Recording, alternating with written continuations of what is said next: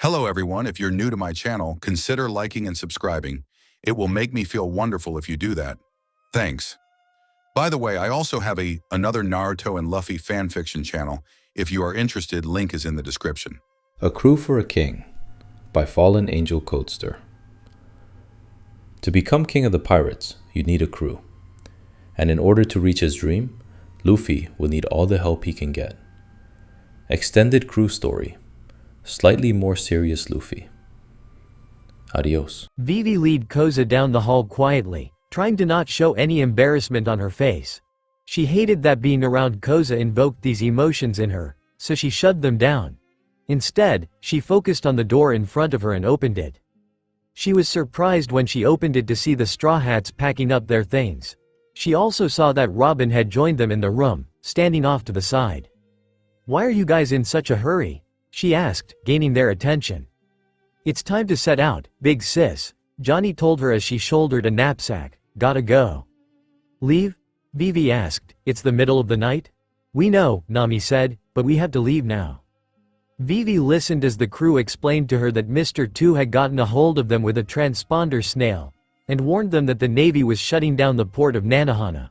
From what he'd said, escape would be impossible if they waited until daybreak, and if they wanted to avoid capture they had to go.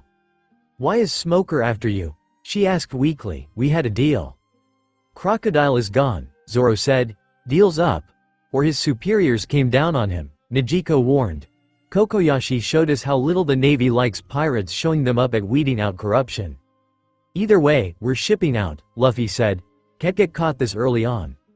But, Vivi tried desperately to think of a solution to her problem, but she couldn't.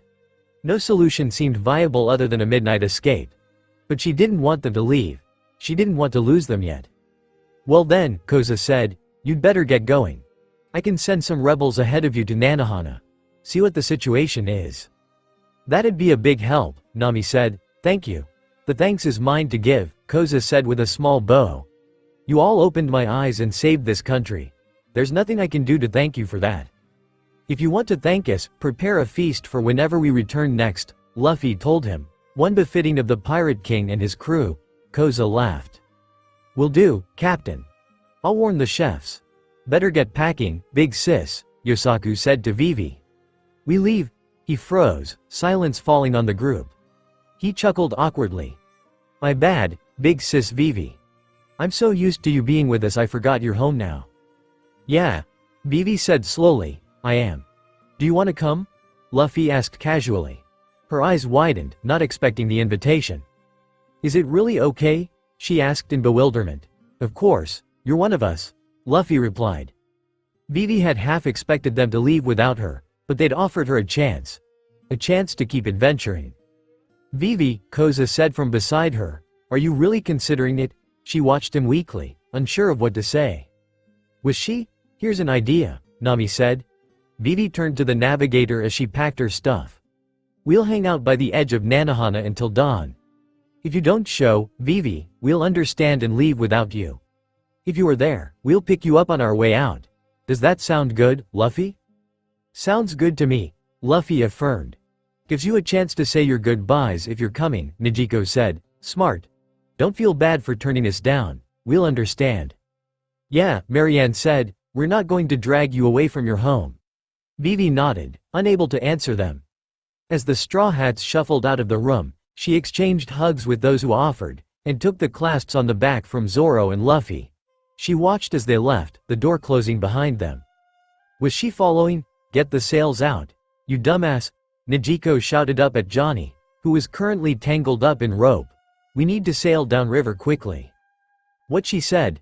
Bon Clay shouted. The agent had sailed the Going Merry up the river for them, docking it near Alubarna. He'd also sailed his own ship there, as a way to leave once they made their escape. Luffy found it odd that the man was ordering his crew around, but a nasty glare from Nijiko made him nervously back off. "Yosaku, pull up the anchor. Zoro, get our supplies in here. Luffy, do you have a minute?" Luffy looked over as the quartermaster asked for him, walking over to her.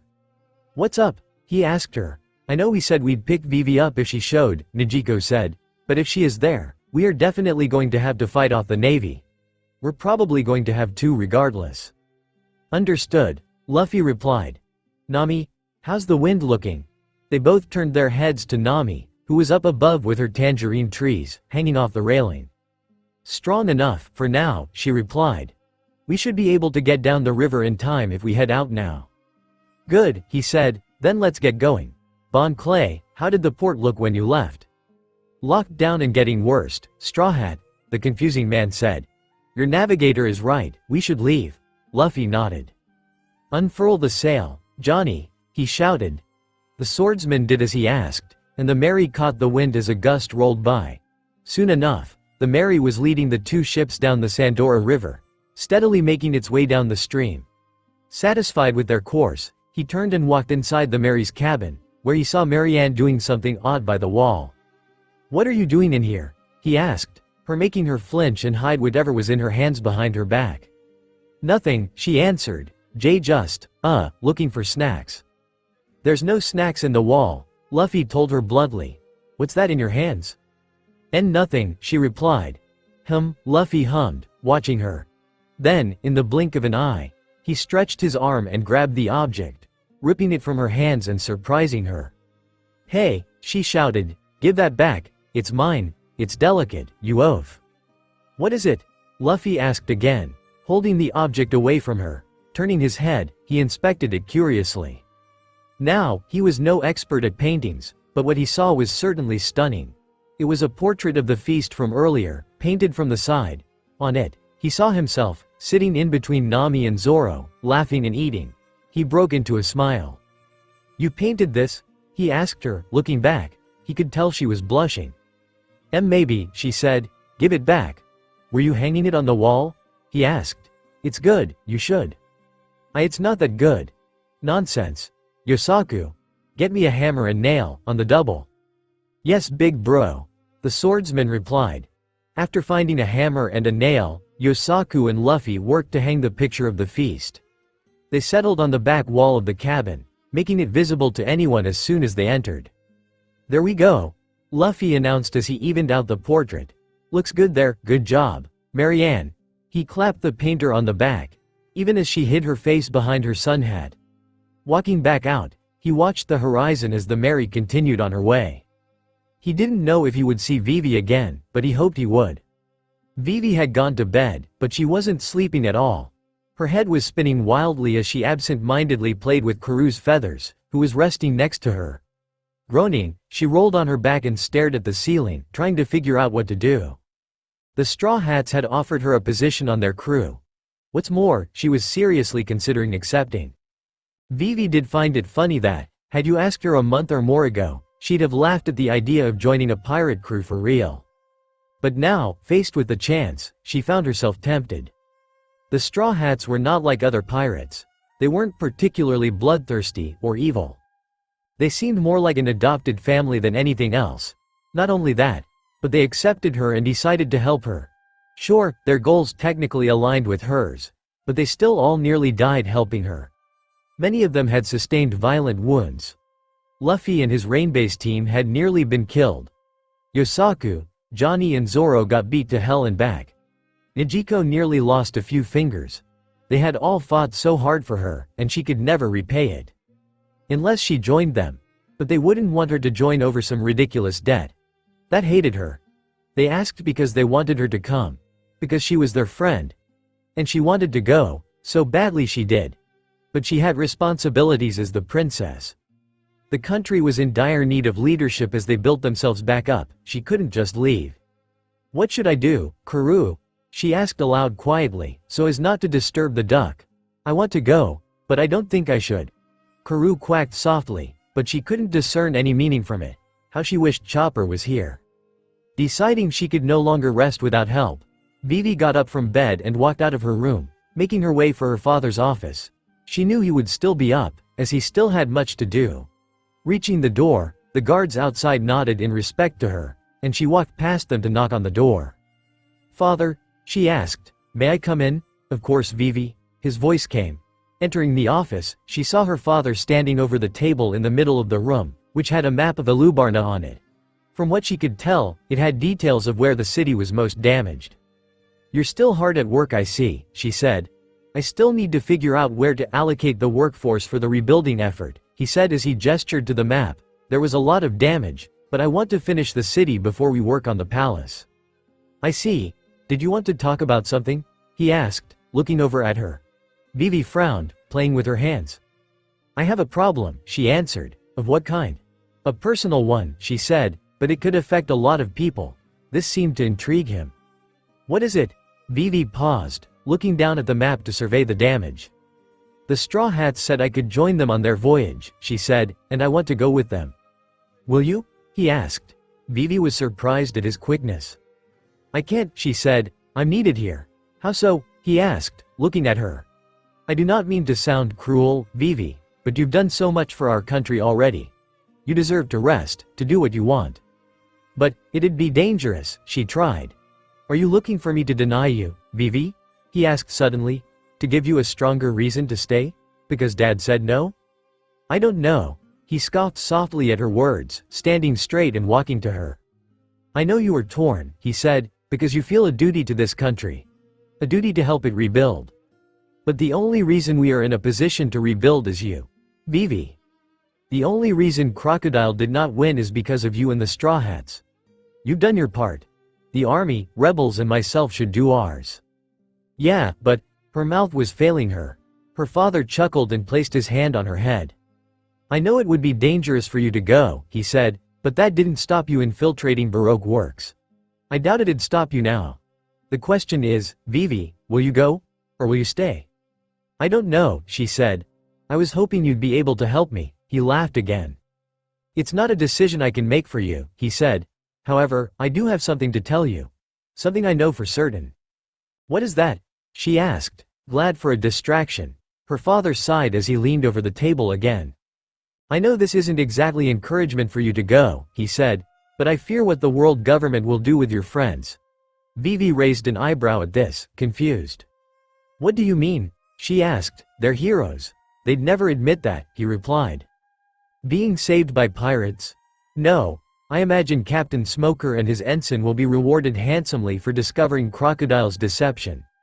The Straw Hats being involved here will disappear.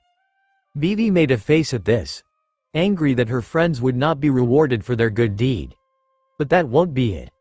Their bounties will increase, and I imagine the Navy will be told to look out for them. But what concerns me most is the warlord system. What about it? She asked curiously as she joined him at the table. Crocodile abused the system for his own gain, he said. He used his immunity to deceive the government, and they'll never admit to that. But the abuse remains. What if other warlords are doing the same? What if their immunity has granted them power they shouldn't? I know the Straw Hats are also pirates, but I feel they are an exception, not the rule.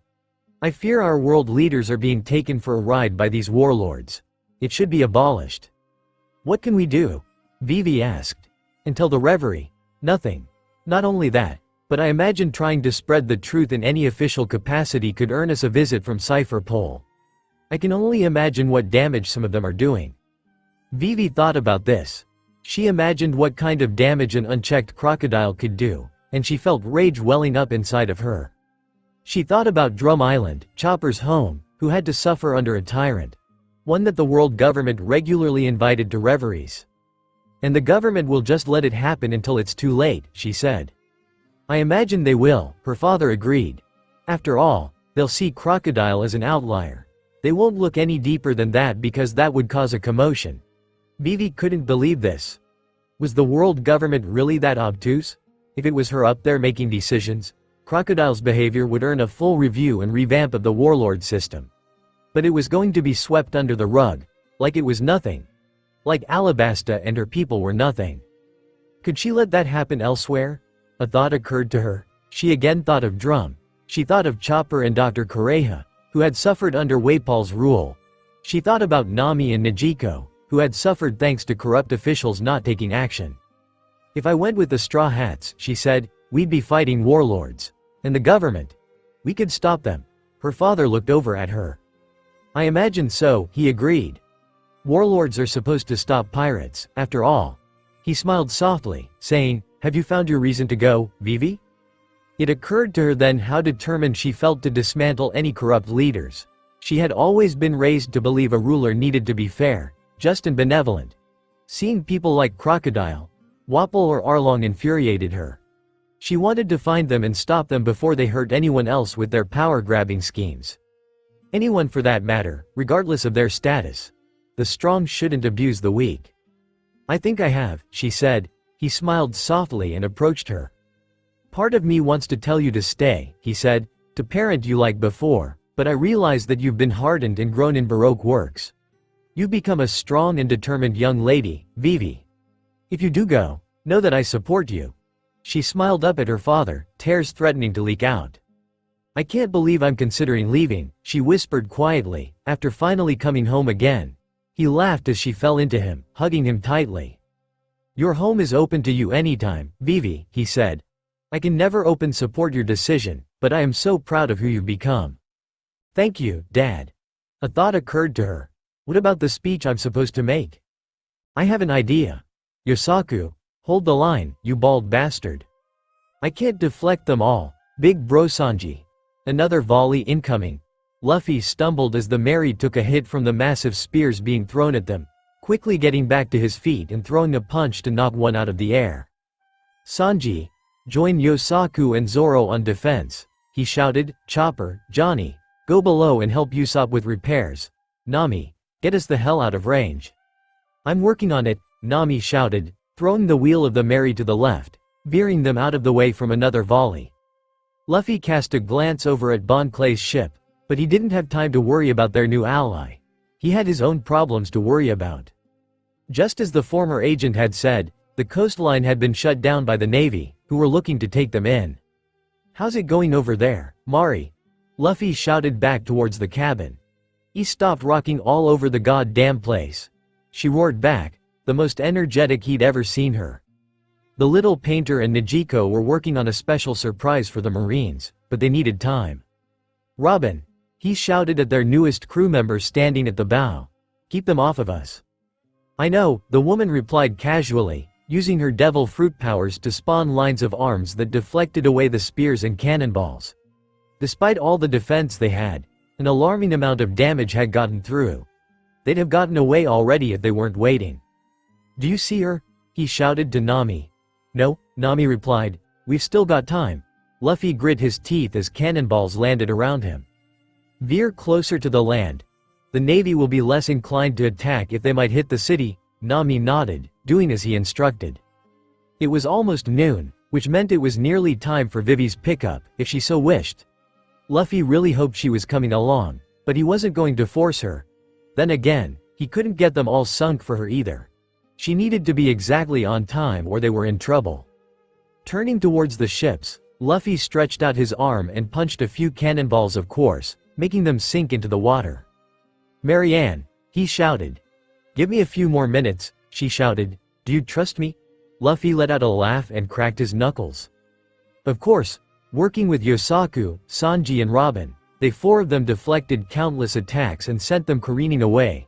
Little by little, the group coasted further to their objective, yet there was no sign of Vivi yet. "Done," he heard. Luffy turned back to see Marianne and Nijiko come out of the cabin carrying cannonballs with comically large corks in them. "Luffy, take these." Taking one in each hand, he regarded them quietly. "What is it?" he asked as Marianne whipped out her paints. "Bombs filled with betrayal black," she shouted, "and gunpowder. They'll splash the Marines upon impact and make them fight one another." "Only two?" he asked. "There's a lot of ships, Mari." "No time. Here." Luffy felt his vest come off and paint splash on his back.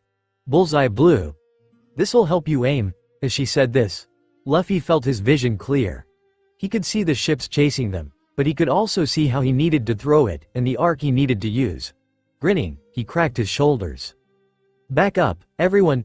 Clearing an area around him, Luffy stretched his arms out and spun around, knowing exactly how much power he needed to hit the ships. Once he had it, he let go. He watched as the cannonballs soared through the air, nailing two of the closest ships. There was an intermission in the fighting, before the ships turned and began firing on their own allies. Luffy grinned at the result as chaos ensued. "Atta B, Mari," he cheered, ruffling the girl's hair. "You're our savior." It's not over yet, Straw Hat, a new voice said. Luffy looked over to see Bon Clay leaning over the railing of his own ship. Bad news. Black Cage Hina is the one after us. She's relentless, we need to get out of here. We can't go, Luffy replied, we need to keep going this way. Why? It's pointless, we should make use of Golden Week's distraction. We are, Zoro replied, we're using it to gain distance on them. Bon Clay looked annoyed by this. Why are you so insistent? He demanded, what's so important about East? We're picking up our friend, Luffy replied. This seemed to stun Bon Clay into silence, a shocked expression on his face. After a few seconds, he fell backwards onto the floor of his ship, tears gathering in his eyes. All this, for a friend? He asked, my goodness, that is beautiful. Less crying, more fighting back, Najiko told him as she ducked beneath a cannonball. Straw Hat, Bon Clay said, come to me, I have an idea. Hina watched the two ships quietly, not satisfied with the damage they had inflicted. The Straw Hats were much more resilient than she had counted on. No matter, they couldn't outrun them forever. And when they slowed, it would be over for them.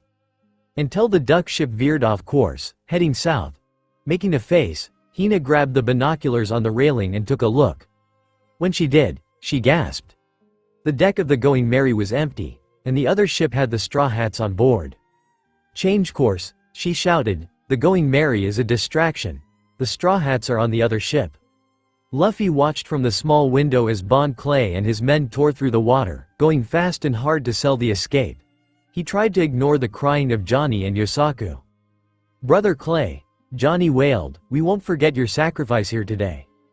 I'll name my son, or my daughter after you, Yosaku cried. Would you two shut up? Zoro asked. The pair tried to obey their teacher, but were failing massively. Listen to me, Straw Hat, my crew and I will done your appearances and make a break for it so you can pick up your friend. What? Why would you do that? Why, you say? Do you need to ask? It's because we're friends, of course. Luffy watched the ship sail away, gritting his teeth. Thank you, Bon, he said, we couldn't have done this without you. The crew waited a few more minutes before coming back out onto the deck, keeping their heads down just in case. I recently went on an adventure. Luffy jumped as Vivi's voice echoed around them. Vivi? He asked. Where is she? It's coming from town, Chopper said as he hung from the railing. She's giving a speech of some kind. Luffy ran to the edge with the others, leaning over to get a better look. Sure enough, from where they were, he could see speakers up all over town, echoing the princess's voice. It was an adventure over deep oceans and dark tides. I was searching for hope. The ocean challenged me when I left this country. There are so many fantastical and insane islands and people in this world. The sound of the waves crashing would soon become a comforting feeling. As if it was attempting to drown out all the horror I experienced in those 2 years. To reassure me that hope was just around the corner. It was on this dark ocean I happened across a tiny ship. This ship pushed me and asked, can you see that light? It's just there, over the horizon. It was this ship that showed me the light. History from today on will diminish its role, say it's a legend or an illusion, but it is real. It is real to me. Luffy, Nami said quietly, tugging on his arm, I don't see her. Just wait, he said back, she'll be here. But this ocean is darker than I ever imagined. Enemies of the people lurk around every corner. Alabasta is not the only nation that suffered. It is not the only one suffering as we speak. While that little ship gave me light, many others tried to shroud it in darkness. But it pushed ever forward, and soon we basked in the sun of victory. I cannot repay that ship for that. I don't think she's coming, Zoro said resolutely. Let's get going, Usopp said sadly. The Marines already discovered Bon Clay's diversion, we need to go. Luffy made a face, hoping for Vivi to show. But she didn't, and the clock ticked onward. We need to go, he finally said, or else we'll get caught. Everyone, I need to be up front with you, Vivi said again. She was clearer this time. I have made a decision. I cannot stay in Alabasta. Not while other nations and people crumble under the rule of tyrants. I have seen enough pain, I do not wish to see anyone else suffer. Luffy's eyes widened and he turned around. That little ship that showed me the light will continue on, but I will be joining them. Together, we will bring that light of freedom and peace wherever we go. That little ship will not die a legend. I will make it so. I have saved my home.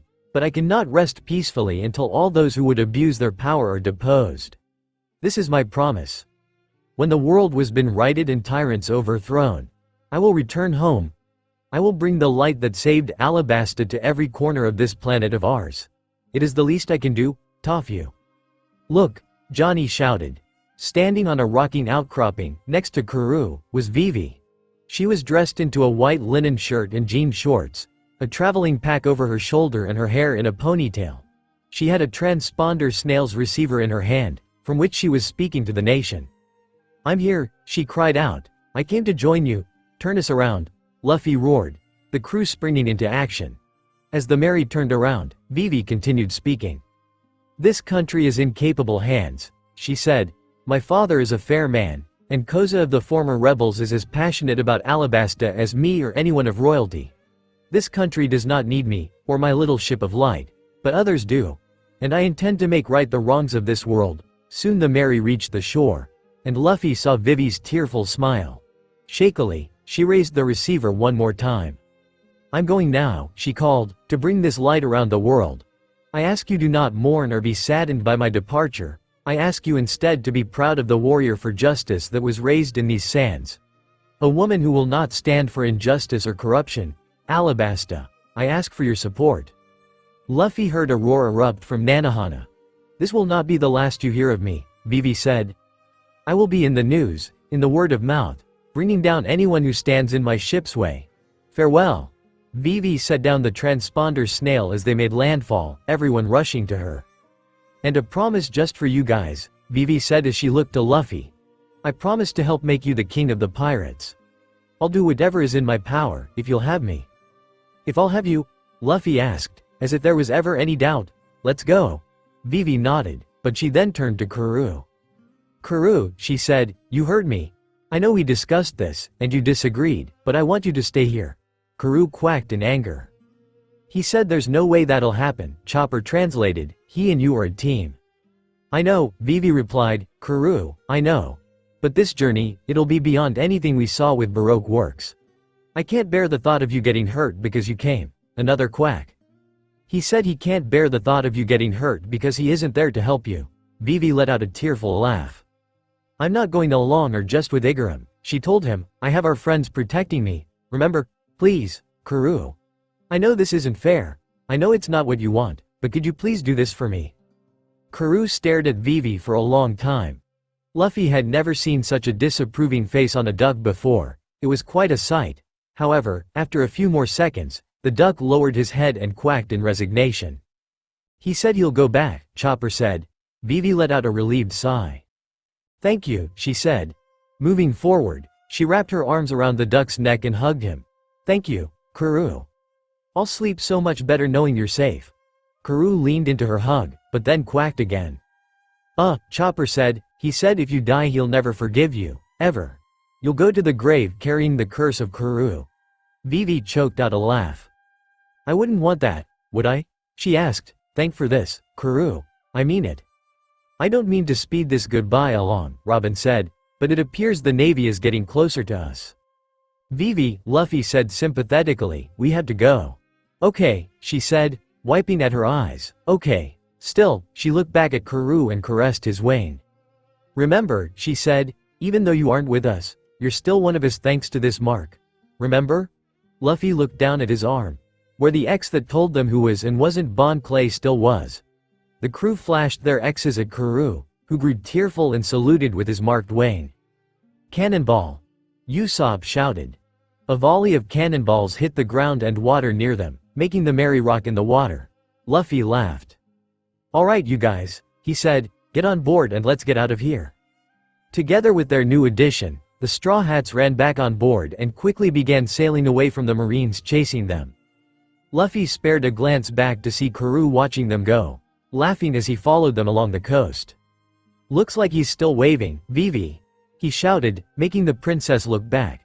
She smiled widely, and began waving as the others fought off the Marines. Look after the place, Karoo, she called, I'm counting on you to make sure my dad does a good job. Luffy could have sworn he heard a quack. What next, Luffy? Nami asked. Luffy chuckled. Next, we find the One Piece, of course. I can't navigate us there from here, Luffy. Then why did I bring you along? Ha ha ha. Follow the log pose, Nami. We'll outrun the Navy if it's the last thing we do. Nami swung the wheel and veered the Mary away from the coastline of Alabasta, causing the Sand Kingdom to fade further and further into the background. Soon enough, the little duck on the coast became but a speck on the horizon, and soon enough the country itself was too. Turning to Vivi, he smiled. No turning back now, he told her. She smiled back at him, looking determined. I wouldn't have it any other way. She what? Igaram shouted, making Cobra flinch in his throne. It had been a few days since his daughter had left with the Straw Hats, and Igaram had finally returned. He'd been saved by Nico Robin when everyone thought he was dead, but he'd missed Vivi before she'd left. Igaram, please, no shouting, Cobra insisted. With all due respect, Your Highness, I disagree with your reasoning. Igaram replied, looking very flustered. Vivi is princess, she should not have been allowed to go. That didn't seem to concern you when you went with her into Baroque works, he replied coolly, making Igaram flinch. That was for our home, now she has left to protect others. I could not stop her. But she is with pirates, Igaram replied, she'll make enemies of the government and the warlords. Which is her aim, Cobra replied, making Igaram's eyes widen. She has witnessed firsthand the government covering up their own incompetence in this matter. She will use her own voice and actions to quell further cover-ups. I doubt this will be the last conspiracy the Straw Hats find themselves embroiled in, Pell added from beside him. They seem the type to find trouble rather easily. Her experiences have made her a determined woman, Cobra added. I could not tell her she had to stay. Even though she was almost looking for a reason to stay, I could see that me ordering her to do so would crush her. Igaram looked incredibly annoyed, pulling at his shirt collar in exasperation. It's been how many days? He demanded. A few, Cobra responded. This seemed to annoy him further. Won't catch up to them, then, he muttered. Great, she's stuck with them. You seem to have a rather harsh depiction of the Straw Hats, Chaka noted with a smirk on his face. Of course I do. The redhead asked for 1 billion berries, she demanded payment for their help. Who, Nami? Cobra asked. No way she did. I swear on my life she did.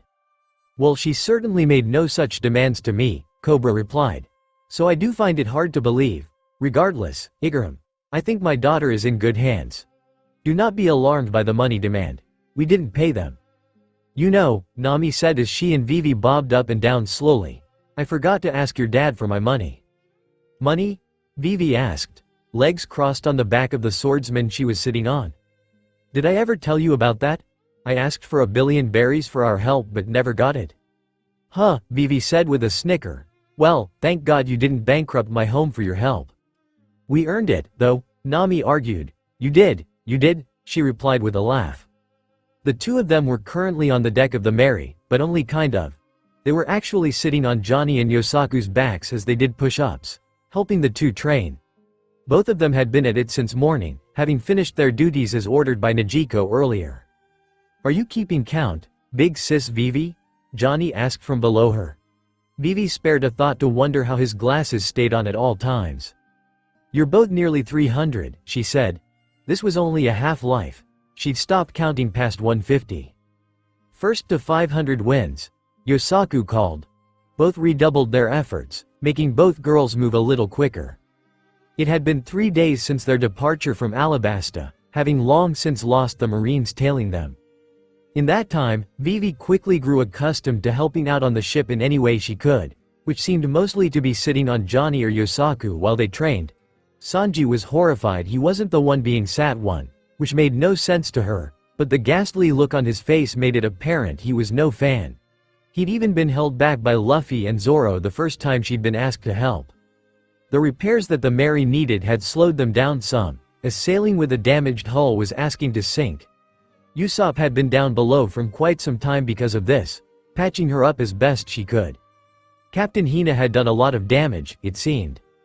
We should look into hiring a shipwright, Vivi said absent-mindedly, making Nami look back at her as she sipped her tropical-looking drink. The Mary needs real repairs. Probably, Nami agreed. We'll work on that when we find someplace. Water 7 has legendary shipwrights, Marianne's voice said. Looking behind her, Vivi saw the painter coming out of the cabin. That's where you wanted to go, right? She asked, Marianne nodding. 2 birds with 1 stone. Yeah, Marianne agreed, the guy who built Roger's ship lived there. This caught Vivi's attention. As in the king of the pirates? She asked, Marianne nodding. Is he not there anymore? He's dead, Marianne replied. Government hunted down everyone associated with Roger after he died.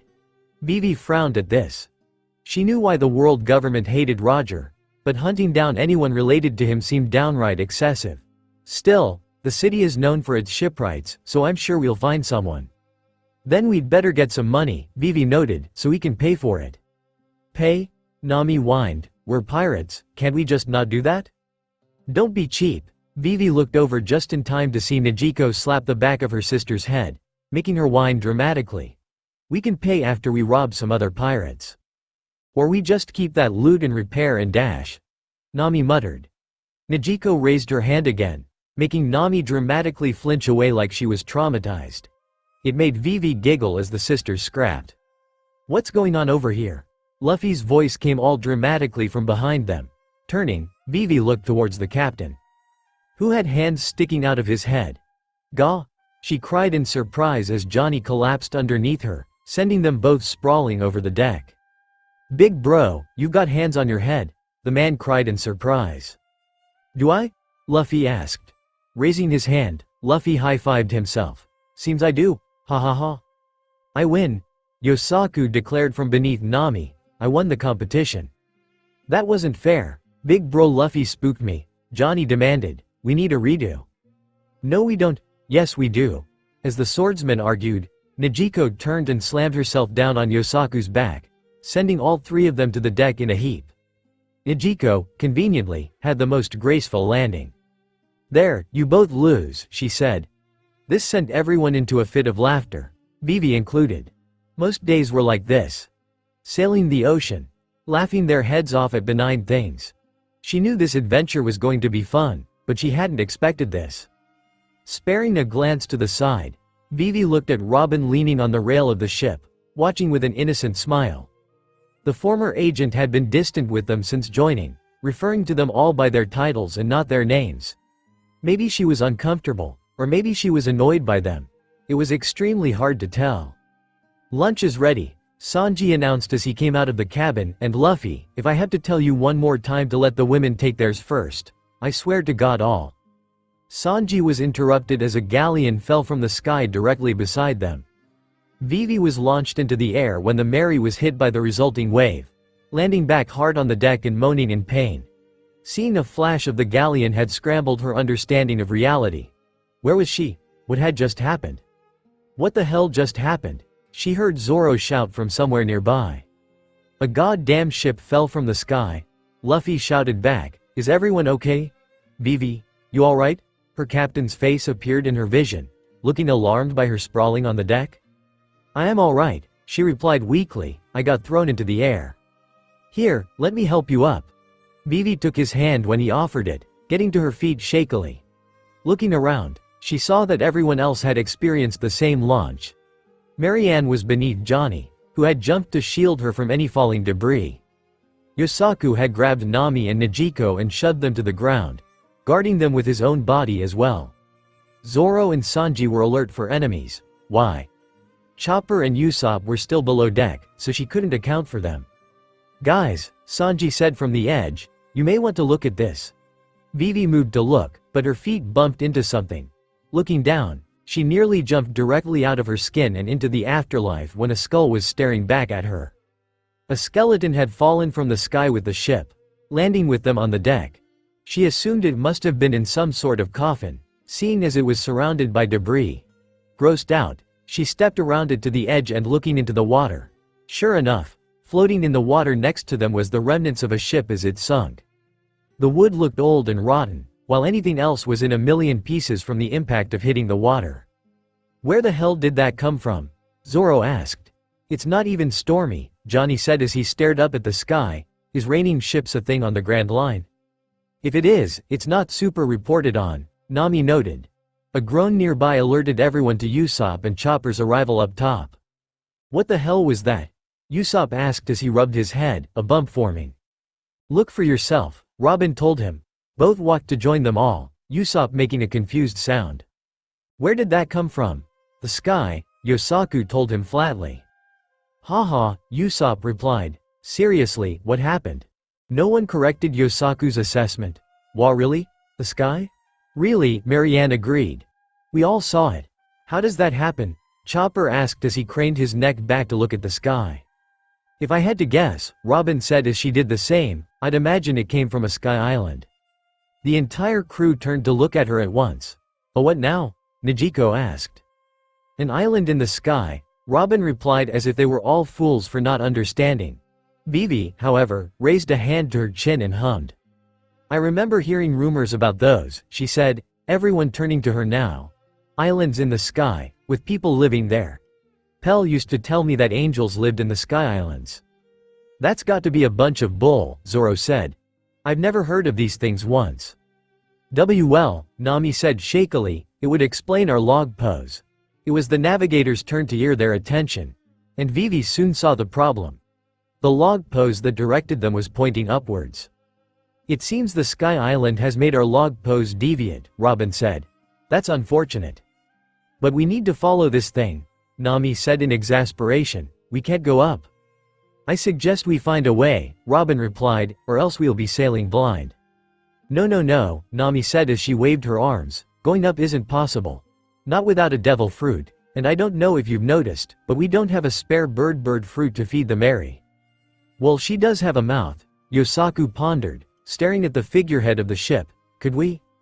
No, that's ridiculous, Johnny told him. Mary can't actually eat the fruit, Yosaku. We'd need to nail the fruit into the ship's hull. Ah, I see. No one else does, you morons, Marianne remarked from between them. Well, this massive ship had to have come from somewhere, Robin remarked. Where else but a sky island? No one had an answer for that as the ship's archaeologist walked away from the edge towards the skeleton that had fallen onto the deck. Let's ask our friend, shall we? He's dead, Usopp told her with a flippant wave of his hand. We can still learn from him, Robin said. Doctor, come and join me for a moment. Chopper looked towards Luffy for approval, who shrugged with a blank expression and beckoned him forward. Joining Robin, the two examined the skeleton quietly. Doctor, what do you make of these holes in his head? The woman pointed to the holes, and Chopper examined them closely. They don't look like high-impact fractures, he said, more like deliberate holes. Seems like trepanation to me. Trap hole? Luffy asked. Trepanation, Chopper corrected. It's an old surgery humans used to do before we had decent medical knowledge. They drilled holes in people's heads to get demons out.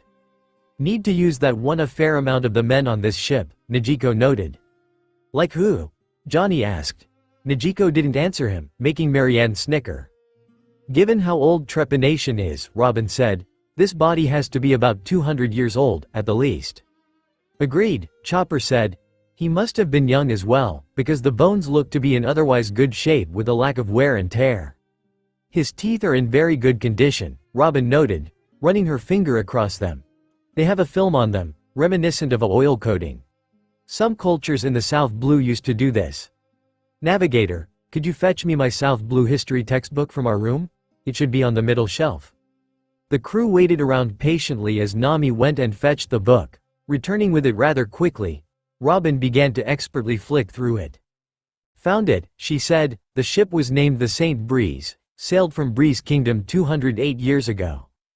That's the same sail that's in the water, Yosaku noted, pointing to the St. Breeze's sails. It seems it was an explorer vessel, Robin noted. If we could find the ship's log, we could see where it's been. It's currently sinking to the bottom of the Grand Line, Zoro told her. Well, she replied, we'd better get someone down there to check it out. After stopping, Luffy was jumping overboard to go check the ship out. The crew went about making pathetic-looking scuba suits, made from a trio of empty barrels with glass windows for the people to see out of. From there, Usopp made rubber suits for the limbs. After a few hours of powering through it, they ended up with 3 suits. I'm going. Luffy demanded. I want to explore the ship. That's a disaster in the making, Nami said. rattling her head against Luffy's skull. "With how empty this thing is, you'll rupture your suit and drown." "You think so?" he asked, turning to look at her as she continued bonking him, making her giggle. Vivi had to admit, he did look rather dumb just staring blankly at her like he didn't understand. "I'll go with him," Zoro said, walking up to their suits. "Make sure he doesn't do anything stupid." "Well, now I have to go," Sanji said, "and make sure you don't do anything stupid." "What was that, Shitcook? You heard me, Marimo." "Can we send someone with more than one active brain cell down there?" Nijiko demanded. "I'll go," Yosaku offered. Everyone just stared blankly at him. "What?" he asked. Silence. "Let's get going," Luffy called. As the three got into their suits, Vivi helped them jump overboard, watching them descend slowly with the tube giving them all air slowly following. "It's helpful we had this stuff lying around," she noted as she turned to the air system they'd made. It was basically a hose of air for each of them, but it did its job. "I was planning on making underwater suits anyway," Usopp noted. "Helpful for situations exactly like this, when we sink an enemy ship but want to loot it." "I like the sound of that," Nami said as she walked over to their makeshift microphone, which was really just a tube to shout down. "Luffy, bring up any gold you see down there too." "Will do," the captain's voice came back. "There's a ton of monsters down here," Sanji said out of his own tube. "That one kinda looks like Chopper," Luffy laughed. "What does that mean, you prick?" Chopper demanded down to Luffy, making him laugh again. "Pull the brake, Chopper, that should be far enough," Nami said. The reindeer, in his bigger form, did as he was told and stopped the trio's descent. As they did so, Vivi heard something in the distance. Turning to look over her shoulder, she saw a figure in the distance. "Guys," she asked, "something's coming towards us." She pointed out the figure, garnering everyone's attention. They all watched as it got closer, revealing itself as another ship. "Think they want anything from us?" Nijiko asked. "Who knows, but they're still coming right at us," Marianne replied. Vivi felt unnerved as getting a bad feeling. "Let me do the talking," she said. Everyone turned to look at her, so she said, "My dad trained me in diplomacy. I know how to get what I want from someone." "We'll follow your lead, princess," Nijiko replied. Nodding, they all waited as the other ship got close enough for them to see what and how it was. And Vivi was quite confused. The ship looked like a jungle-themed playground, complete with a massive monkey figurehead. It was a massive ship compared to theirs, so she needed to avoid conflict. Palm tress on the deck swayed in the breeze, and she could hear cheering from the deck. "Oi!" a male voice shouted, "You lot down there, what are you doing in my territory?" Looking over to the side of the ship, Vivi saw the man confronting them. If it even was a man, because he looked like a monkey in overalls. He had the word, Masira, written on his chest, which she could only assume was his name. She caught glances of his crew, who were also ape-adjacent, which just confused her further. These were odd ones, all right. "Your territory?" she called back. "I apologize, we didn't know. Who are you?" "Who am I? Can't you read, girl?" "I'm Masira." "Masira," his crew chanted.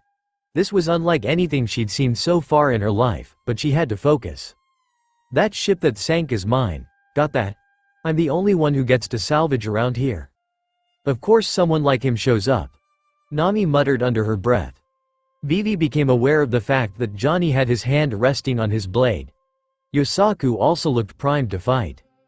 "We apologize for intruding on your turf, Captain Masira," she said, throwing in "Captain" to make him feel important. One of the most important rules of diplomacy was making your adversary know you consider them important and worth respect. Even if he did look like an ape. Vivi quickly made up an idea as to why they were salvaging. "You see, our ship was damaged in a recent fight with the Navy, and we've been limping across the Grand Line since. We saw this ship sinking, but no one nearby, so we assumed we could salvage some supplies for repairs. Would that be okay with you?" It wasn't an entire lie. The Mary was still damaged from the fight with the Navy off the coast of Alabasta, and those damages were still showing. Masira rubbed his chin as he stared at their ship. Your caravel does seem damaged," he noted. "Very well. We will allow you to use some salvage for repairs. Men, raise the ship."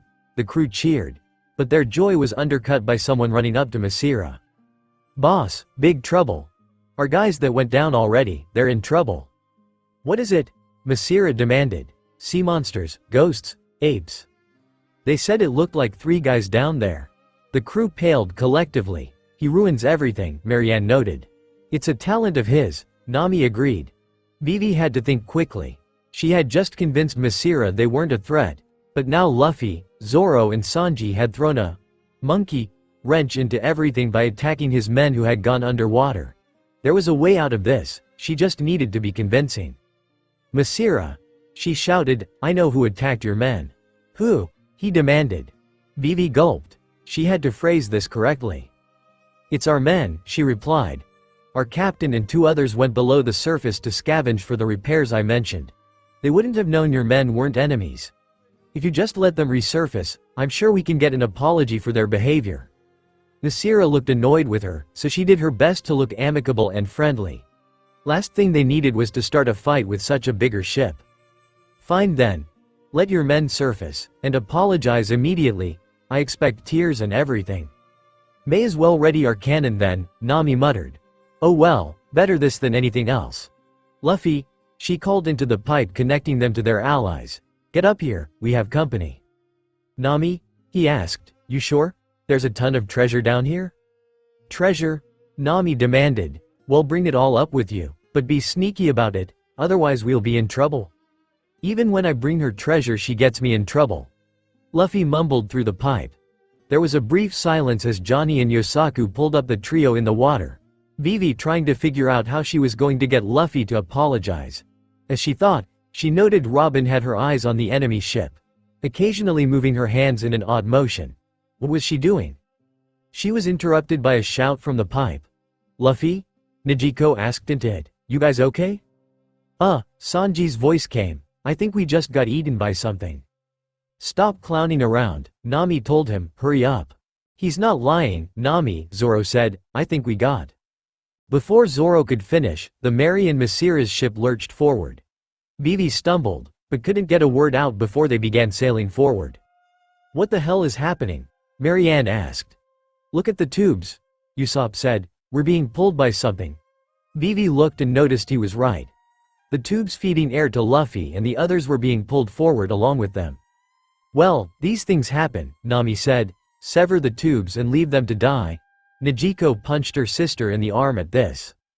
Don't be a moron, she chastised. Chopper, go correct the rudder so he keep up with whatever is pulling us. We don't want to lose them. Alright. Chopper transformed into his buff form and ran for the rudder control to correct its course. Easy my friends. Masira shouted from his own ship. We'll be a-okay once the beast lets us go, we just need to. Masira was interrupted as the water behind his ship erupted upwards, a massive creature surfacing. Vivi looked up to find a massive turtle had surfaced, the air tubes they'd given to their crew hanging from its mouth. It's a monster, Usopp shouted, we're gonna die. Relax, Vivi said as she got a closer look, it's a grand turtle, they're peaceful. It ate Big Bro Luffy and the others, Yosaku shouted. It was probably an accident, she replied. I imagine it surfaced to throw up what is just at. Vivi's point was made when the turtle opened its mouth and ejected the ship, Luffy, Sanji and Zoro, along with several men that could only be Masira's men. Luffy reacted quickly once he was airborne, grabbing Sanji and Zoro and stretching his arm towards Mary's mast and flinging them towards the ship. They landed hard on the deck, Luffy laughing. A bunch of loot from the ship landed around them in a circle, a suit of armor nearly hitting Johnny on the head. That was awesome. Luffy shouted, let's go again. Let's not, Zoro replied, that turtle has horrible breath. Glad to see you two weren't digested, Nijiko said. Now, stand up and be nice, we have guests. All 3 men got to their feet, turning to face Masira and his crew. That's a monkey, Luffy said bluntly. Good, so you two have something in common, Nami told him flatly, making Marianne snort. I see your captain has joined us, Masira shouted. You there, apologize to my men for beating them up. A few ape-adjacent looking crewmates of Masira appeared behind him, looking beaten up. Why? Luffy demanded, they attacked me too. I don't care, apologize before me sink the lot of you. Luffy, Vivi said, grabbing a hold of her captain's shoulder. Don't antagonize them. Our repairs aren't finished, and they've got more firepower than us. Last thing we need is to lose the Mary. I'm not gonna apologize for beating us guys who attacked us, Luffy said. Then don't, what? Vivi took a deep breath. Words are powerful, Luffy, she said. If you chose them carefully, they're better than a weapon. Don't apologize for attacking his men. Apologize for not knowing they weren't enemies, and that you wouldn't have if you'd known they were friendly. Here, repeat after me. Luffy made a face at this, seemingly judging her words. Finally, he turned back to Masira and sighed. Hey, he called, I'm sorry, I didn't know your guys were enemies. The Grand Line is dangerous, so I attacked first and planned on asking questions later. Masira watched them warily for a few seconds, looking unimpressed. After a few seconds, his mouth spread into a cheeky grin. It's no problem, he said with a wave. After all, things are dangerous out here, can't be too careful. Now, let's set about fixing your ship. See, Vivi whispered to him, you didn't technically apologize for attacking, easy. Damn, Luffy said, where'd you learn that? I've been trained in diplomacy, Luffy. I know how to talk. Luffy grinned back at her. Good thing you're here, he said, otherwise we'd have a fight on our hands. The crew went about their business as Masira got his crew organized to gather the bits of the ship that the turtle had thrown up, even though there wasn't much. That was until Nami went through what Luffy and the others dragged up from the seafloor. There's no ship log here, she shouted at him. No charters, no maps, no nothing, what use are you? Treasure is treasure. Luffy shouted back, besides, how are we supposed to find books and stuff underwater? It'd all be soggy and useless. It'd be in a chest. Well, we checked, wasn't any books. Relax, Nami. Nijiko said, leaning on the railing. I doubt that ship had anything useful left on it. Whoever killed them took anything of value. I would. Well, we don't know if anyone killed anyone, Vivi argued, crossing her arms, but I agree. Ship was probably ransacked years ago. Nami exhaled loudly and slouched. So now what? She demanded. We're lost without a functioning log pose, what do we do? Don't fret, navigator, Robin said, joining the conversation. I found a little treat for you. A shadow came over the ship, blotting out the sun. What happened? Nami asked. Before Robin could reply, people began screaming on Masira's ship, making them jump. Looking over, Vivi saw them trembling and pointing to the sky. Turning herself, her eyes widened. Plastered against the sky was a trio of massive outlines. Outlines in the shape of people. They towered high into the sky, able to crush Mary under their heel easily, and they seemed to be facing their direction. What the hell is that? She heard Yosaku screech. Monsters, Johnny shouted, we need to get the hell out of here. Chopper. Luffy shouted, get us out of here. The reindeer ran for the stick, and soon the Mary was fleeing as fast as it could go. Every so often they looked over their shoulder, but the beasts had disappeared. That didn't prevent them from going until the wind died. Did we lose them? Johnny asked. Well, I can't see them, so I guess, Yosaku replied. Seems Masira fled as well, Robin noted coolly. Well now what? Nami demanded. We needed him to get us to civilization, now we're lost again.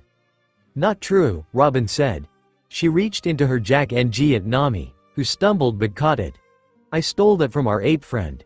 It's an eternal pose. When did you do that? Vivi asked. While he was posturing on us, she replied. We had need of it, so I took it. Good work, Robin. Luffy said. Nami, what does the pose point to? Someplace called Jaya, the redhead replied. At least now we have a direction, better than nothing. Onwards to Jaya then, Luffy shouted, then to the sky. That's not how that works. Ow. The ride to Jaya was relatively uneventful, which resulted in the men of the crew being ordered around. Before long, though, the Mary sailed through calm waters and warm winds. Seagulls circled overhead, which meant land had to have been nearby. Vivi kept her eyes on the horizon, keeping an eye out for any signs of life. Hey, she heard Yosaku's voice ask from behind her. Why do seagulls circle ships? Probably looking for food, Johnny answered his friend. Rats with wings, all of them. I bet they're. A thump made her jump, and she turned to see Johnny had been hit in the head. By a seagull. She raised an eyebrow as Johnny scrambled away from the bird, but the rat with wings did nothing, it didn't move. Then another fell. And then another. Vivi watched in shock as 3 seagulls hit the deck with a thump, all of them unmoving. What the hell is going on around here? Yosaku demanded as he poked at the birds with his feet. It's an attack by the birds. Johnny insisted as he drew his blade. I'll kill them. They're already dead, you dolt, Marianne said. Walking up, the painter kicked the bird's side, making it roll over to reveal a bullet hole in its chest. Chopper ran forward and inspected the hole, murmuring to himself quietly as he did so. It's a bullet all right, the doctor confirmed. Judging from the angle, it came from ahead of us. But, Vivi said, looking over her shoulder, the island isn't even in view yet. That's a hell of a shot, then, Nijiko noted, crossing her arms. Land isn't even in sight yet. At least we know we're heading the right way, Luffy offered. That's good. I wonder who the sniper is, Usopp marveled as he watched the skyline. He must be a hell of a shot. I wonder how he did it. We can wonder another time, Nami said. Get in the crow's nest, Usopp, and let us know when you see land. Fine. The sniper moaned, walking towards the mast. As the crew went about their way, it wasn't long before Jaya came into view. From what Vivi could see, the island was a beautiful spring island shining in the sun. It had bungalows built over the water, and a high clock tower in town. From this distance, it seemed lovely. All right everyone, group up, Nijiko shouted. Everyone fell into line quickly, used to the quartermaster's shouting. We aren't here to cause any trouble, we're here to get information on Sky Islands and go. We mess up if we wait too long and the pose sets on us. But I'm making the call. If we don't get any information at all by tomorrow night, we wait for Jaya's log to set. I'm not interested in waiting here for the rest of my life looking for Cloudman. I am, Luffy muttered. No, you aren't, Nami said, flicking his forehead. So, we'll be splitting into teams. One team heads into town, the other stays to guard the ship. Luffy, Zoro, Nami and I will head to town. Everyone else stay here and guard Mary until we get back. Sounds good to me, Usopp called. If we don't find anything, Nijiko continued, you'll probably know, because Luffy will pout like a baby when we come back. This made everyone laugh. We won't be long, but keep your eyes open. Who knows that we'll see when we get there. Nijiko should have known saying that would lead to Jaya being a circus. Once the Mary got close enough, she was made very aware of the sound of gunshots and fighting. The nice, resort-like atmosphere they'd seen from a distance had disappeared in an instant, replaced with a hellhole of vagrants and pirates. She regarded the disgusting masses from the deck of the Mary, wondering if they needed to dock somewhere else. It's a good thing we're leaving some fighters here, she noted as Nami joined her by the side of the ship. Seems there might be trouble. You think Sanji, Johnny and Yosaku can handle these guys? Nami asked. Probably, she answered, unless some extremely powerful pirates are here. But I hope there's some time to relax out here. I'd like to not almost die for a little. Where's the fun in that? Nami asked with a wink. Luffy, Zoro, let's get going. As the captain and first mate joined them, they lowered the gangplank and walked onto land. Nijiko took a moment to relish the solid ground beneath her feet, a welcome change from the sands of Alabasta and the rocking of the Mary. The spring climate of Jaya was a welcome change to the extremes they'd seen so far as well. It reminded her of home. Minus all the pirates. So, where do we start? Zoro asked. I'd say a bar would be our best bet, Nijiko replied. Pirates like to drink and talk. A lot of that goes on there. I do like drinking, Zoro agreed. Let's get going. The four walked from the docks into town, and the circus-like atmosphere only got worse from there. People were fighting, arguing, drinking, and everything in between all the way down the street. Nijiko regarded a drunk as he fell onto his face, before he threw up into the dirt. Talk about false advertising, Nami muttered from beside her. Let's just get the info we came for and get out, she replied. I don't want to get wrapped up in something here. The four of them continued walking through town, before they quickly happened upon something odd. As they rounded a corner, they got front row seats to a man dressed in all black falling off of his horse and coughing up blood. He looked pretty rough, and somehow his horse looked even worse. You alright, man? Luffy asked, prodding him with his foot. Ha! The man exhaled weakly. Ha! Help me up. The four of them exchanged looks, but worked together to pick the man up anyway. They saddled him back on his horse, and he fell to rest his head on the horse's neck. Thank you. Najiko wondered how a guy so sick hadn't been robbed for everything he owned yet, because as far as she could tell it seemed it would have been easy. Here, for your trouble, have an apple. The man offered them a basket of apples, but Najiko wasn't interested in eating anything from him.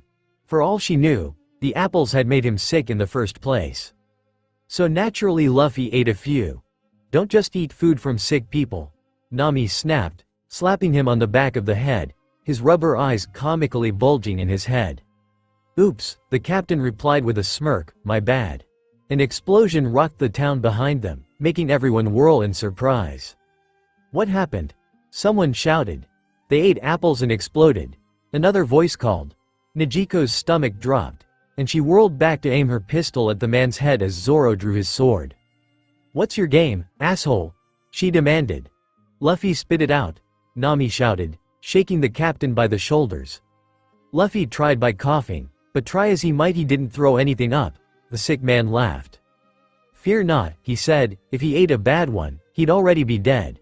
You're an extraordinarily lucky young man. With this his sick horse carted him off, leaving the crew to themselves. They stared after him in shock, wondering what the hell was happening. Before they could do anything, a man came flying from a bell tower nearby, landing face down in the dirt. Who else will challenge the champion of Mocktown? A voice boomed from the tower. Anyone? This place is a mess, Nami hissed. Let's get what we came for and get out. The four quickly moved on from their strange encounters, swiftly finding a nearby bar and entering it. It was exactly the type of mess you'd expect it to be, what with pirates gambling and drinking and fighting all over. Maneuvering their way to the counter, nearly getting their heads taken, immediately ordered a cherry pie off the menu. We didn't come here to eat, Najiko told him. We can get information and eat at the same time, Luffy replied with a cheeky grin. Shaking her head with a scoff at her captain's attitude, she leaned up against the counter and kept an eye on the other patrons. Last thing they needed was someone sneaking up on them and attacking while Luffy stuffed his face. Hey barkeep, Nami asked as Luffy was served, how long does it take a log to save here? About 4 days, the man replied as he cleaned a cup and filled it for Luffy. Nami hummed to herself. So we have that long to get information, huh? She muttered as Luffy stuffed his face. Hey, do you know anything about? Hey, old man, Luffy shouted. This cherry pie is disgusting, so good. Najiko made a face and looked over her shoulder, looking for the man who'd spoken in unison with Luffy. He was seated next to the captain, a massive man in comparison. He was wearing a massive, open linen shirt and had a disgustingly hairy chest. He had a red bandana on his head, and more than a few missing teeth.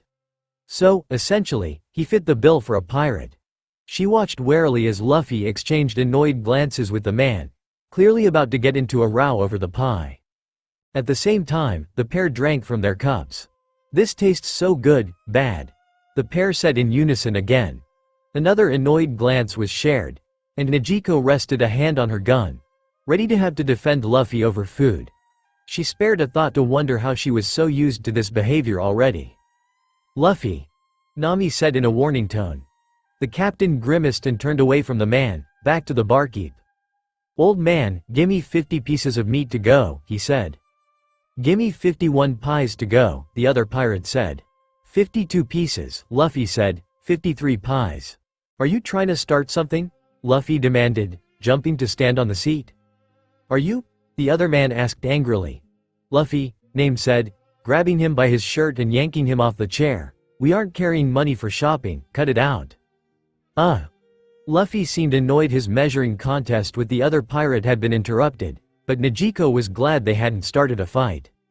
A laugh rang out over the other voices in the bar. A man like that is worth 30 million? A voice asked. Najiko followed it to a man with a woman sitting on his lap in the corner. He had silver-colored hair, matched by his feathery coat. His bare chest had an odd tattoo on it, one she hadn't seen before. It looked like a smiley face, but it had a line across it. The Navy must be a bunch of witless freaks. Luffy had taken notice of this man, looking annoyed at him. She knew that look. The captain was ready to throw punches. Who the hell asked you? He demanded. The man laughed. My captain did, he replied. The guy standing behind you. Nijiko's eyes widened, and she turned to see the man in question. She'd expected it to be the fat pirate Luffy had been feuding with, but it wasn't. It was a tall, well-built, blonde man wearing what looked like a commander's jacket over his shoulders. He watched Luffy with the same look a predator would give its prey, his tongue hanging out of his mouth. "You're the Straw Hat?"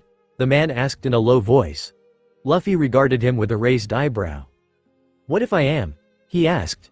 Nijiko prepared herself, her fingers itching to draw a gun. Looks like they were going to get into a fight after all. Nami could tell a fight was about to start. She'd been in enough bars with pirates to tell it was going to go down.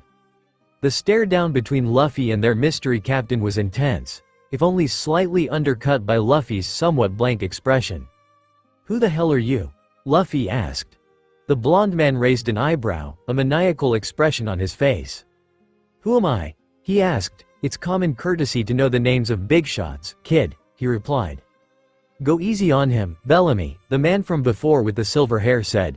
"Poor guy looks like he's got nothing going on behind the eyes." A snicker breezed through the bar at this. Nami balled her fists at the insult, no matter how true it was. "Barkeep," Bellamy barked as he stood next to Luffy, "give me your finest wine, and whatever for this guy." The bartender looked anxious, but nodded. He quickly returned with the 2 glasses, placing them down in front of the pair. "Well, you talk like a prick," Luffy noted as he took his glass, "but it seems you're a nice guy." He raised to his lips, ready to swig. Bellamy grabbed him by the back of the head and slammed him down into his glass, and then through the counter. Nami jumped up in surprise at the destruction, distancing herself on instinct. Nijiko and Zoro acted differently. A blade pressed against Bellamy's neck while a gun pressed into his temple immediately. "Guys, you promised not to fight," Nami shouted. "We just got attacked, Nami." Zoro replied in a deadly tone, "That wasn't in the deal." Nijiko's response was to click back the hammer of her revolver, narrowing her eyes at Bellamy. "Ah, the Whittle boys' guard dogs are angry," Bellamy exclaimed manically. "What are you gonna do, huh? Stab me, shoot me?"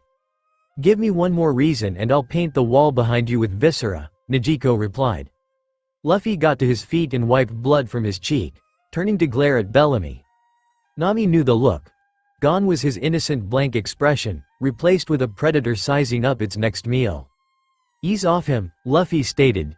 Both Zoro and Nijiko's weapons retreated, obviously to give Luffy the leeway he needed. Bellamy cackled. "Are you ready to go, Straw Hat?" he demanded. "Show me what you've got." Nami grit her teeth. Once a fight started, she knew both Luffy and Zoro would wipe out anyone who looked at them funny.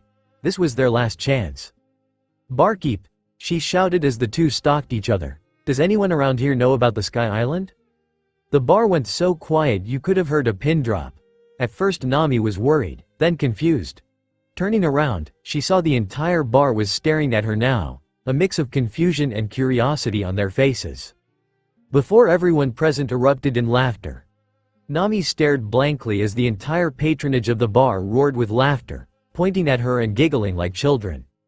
"Sky Island?" someone asked. "Did that dumb broad just ask about Sky Island?" "Holy shit, she's as dumb as her captain looks." Of all the laughs, Bellamy's was the loudest. He had nearly fallen backwards with laughter, grabbing at his stomach as it were to burst. "Sky Island?" he laughed. "Oh, that's rich. Hey little lady, what backwater ghetto did you and your friends pop out of?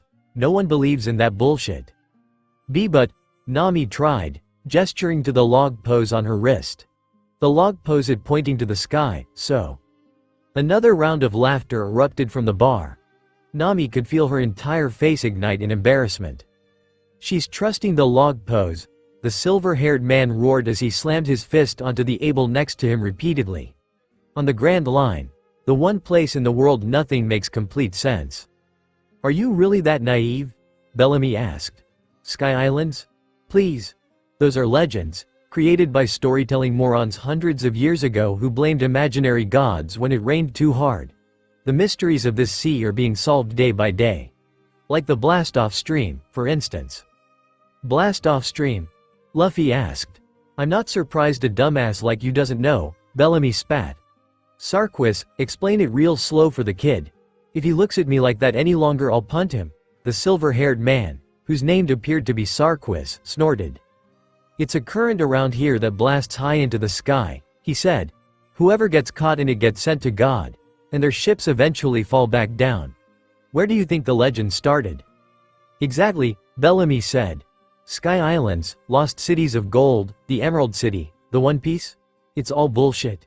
Especially the One Piece." He laughed. Roger didn't find some glorious treasure. It was a final middle finger to the world government. A recruitment call for the whole world. Bellamy's expression darkened. "It's fools like you that give pirates a bad name," he said. "Morons too busy looking up and can't see what's right in front of them. Oh, he died doing what he loved. That's admirable. Ha, what a joke. Listen good, kiddies. The age of pirates who dream is over. A new age is coming where wimps like you won't be a part of it. Seeing people like you calling yourselves pirates, it makes me wince." Nami held in a gasp as Bellamy surged forward and punched Luffy square in the jaw, sending him back into the floor. As Luffy rolled over onto his back, a full mug of beer exploded next to his head. "Get the bums out of here," someone called. "It's making the booze taste bad." Sarquis giggled like a child. "The people want a show, Bellamy," he called. "We should give it to them." Bellamy grinned like a hyena. "Gladly," he said, cracking his knuckles. In an instant the four of them were surrounded by thugs, presumably Bellamy's, all aiming to get a hit or two in. "All right, screw the promise," Nami hissed. "Luffy, you have my full permission to beat the shit out of all these goons." Zoro and Nejico reached for their weapons at this. "You don't have mine," Luffy said. Nami raised an eyebrow at him, watching as their captain looked over his shoulder at them. "What?" Nejico asked, confused. Luffy's expression remained stoic. "Don't fight them," he said. The next 15 minutes could only be described as the most humiliating moment Nami had ever experienced. She stood by her sister, helpless, as Bellamy and his crew beat the crap out of Luffy and Zoro. Nejico had been spared the beating against her own will, because Sarquis said the only thing they both were good for was breaking beds with. So the two stood there, motionless, as the two strongest members of the crew were humiliated in front of the entirety of the bar. They were beaten, slashed, glasses thrown at them, everything short of outright lethal wounds.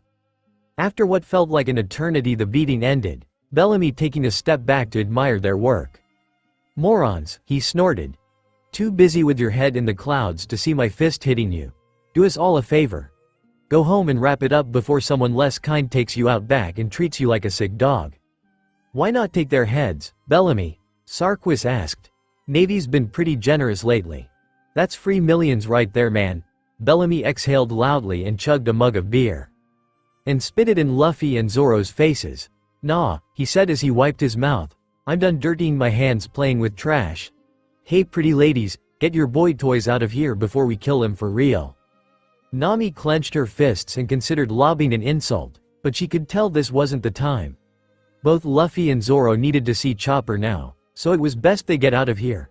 She nudged her sister quietly and walked up to Luffy, regarding him quietly. "Hey, not so fast, hot stuff," Sarquis called. "How much to take you off your captain there? Following those morons will lead to an early grave. Come with us and really make a living." The idea of traveling with Sarquis and Bellamy made her stomach turn violently. They were exactly what she used to think all pirates were. Violent, sexist pigs who just took and gave nothing back to anyone. Neither of them saw her or Nejico as people, just items. "Hot pieces to BFF?" she asked loudly. "Be real. I'd rather keep my head in the clouds than wrestle in the mud with you." Nejico let out a cold laugh. "You couldn't afford us even if you found the city of gold," she said. "Stick to the arm candy, boys. You can't handle us." Nami felt an inkling of pride that their words silenced the bar. She grabbed Luffy and put his arm around her neck to support him, Nejico doing the same for Zoro. They left with what little dignity they had, the bar watching them go. Once they excited and walked forward a bit, Luffy coughed. "Sorry about all that, girls," he said. "Wish you hadn't had to see that." "Don't be prideful now, dumbass," Nami hissed. "You can afford to let me see you like this if you'll let a bar of morons treat you like dirt."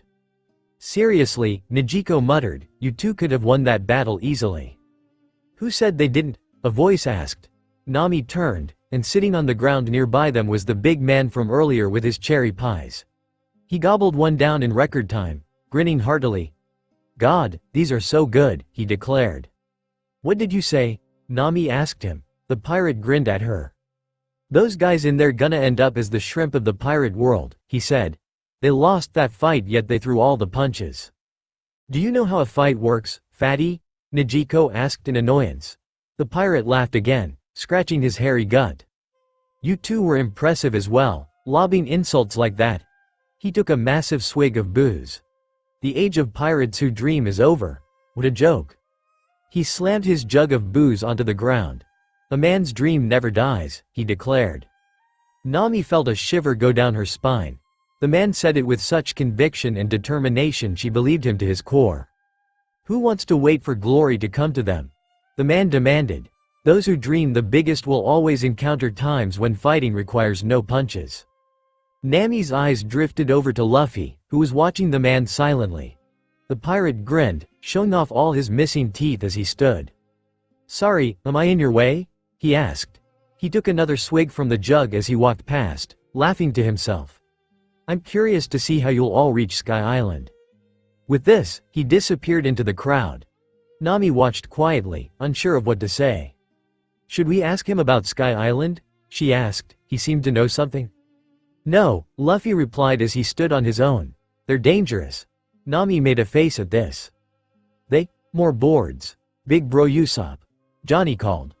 Usopp grumbled irritably to himself as he slammed the nail into the last board he was working with. "How many times do I have to say it?" he demanded. "I'm not a carpenter, why'd I get stuck doing the repairs?" "'Cause you're the only one who wants to do it," Chopper informed him blankly. Usopp mocked the reindeer quietly under his breath as he moved to the next hole on Mary's hull, grabbing one he boards Johnny had grabbed him. Now that they'd made it to civilization they could do some repairs, but they weren't exactly very good. He wasn't a carpenter or a shipwright. He was basically just duct taping holes. "Why don't we go shopping for a new ship?" Sanji asked from the balcony. "It'd be easier than watching you try to repair Mary." "We can't sell Mary," Usopp yelled, whirling on the cook. "Don't you know where we got her? A beautiful lady from my hometown gave this to us. I'd rather die than sell the ship Kaya gave us."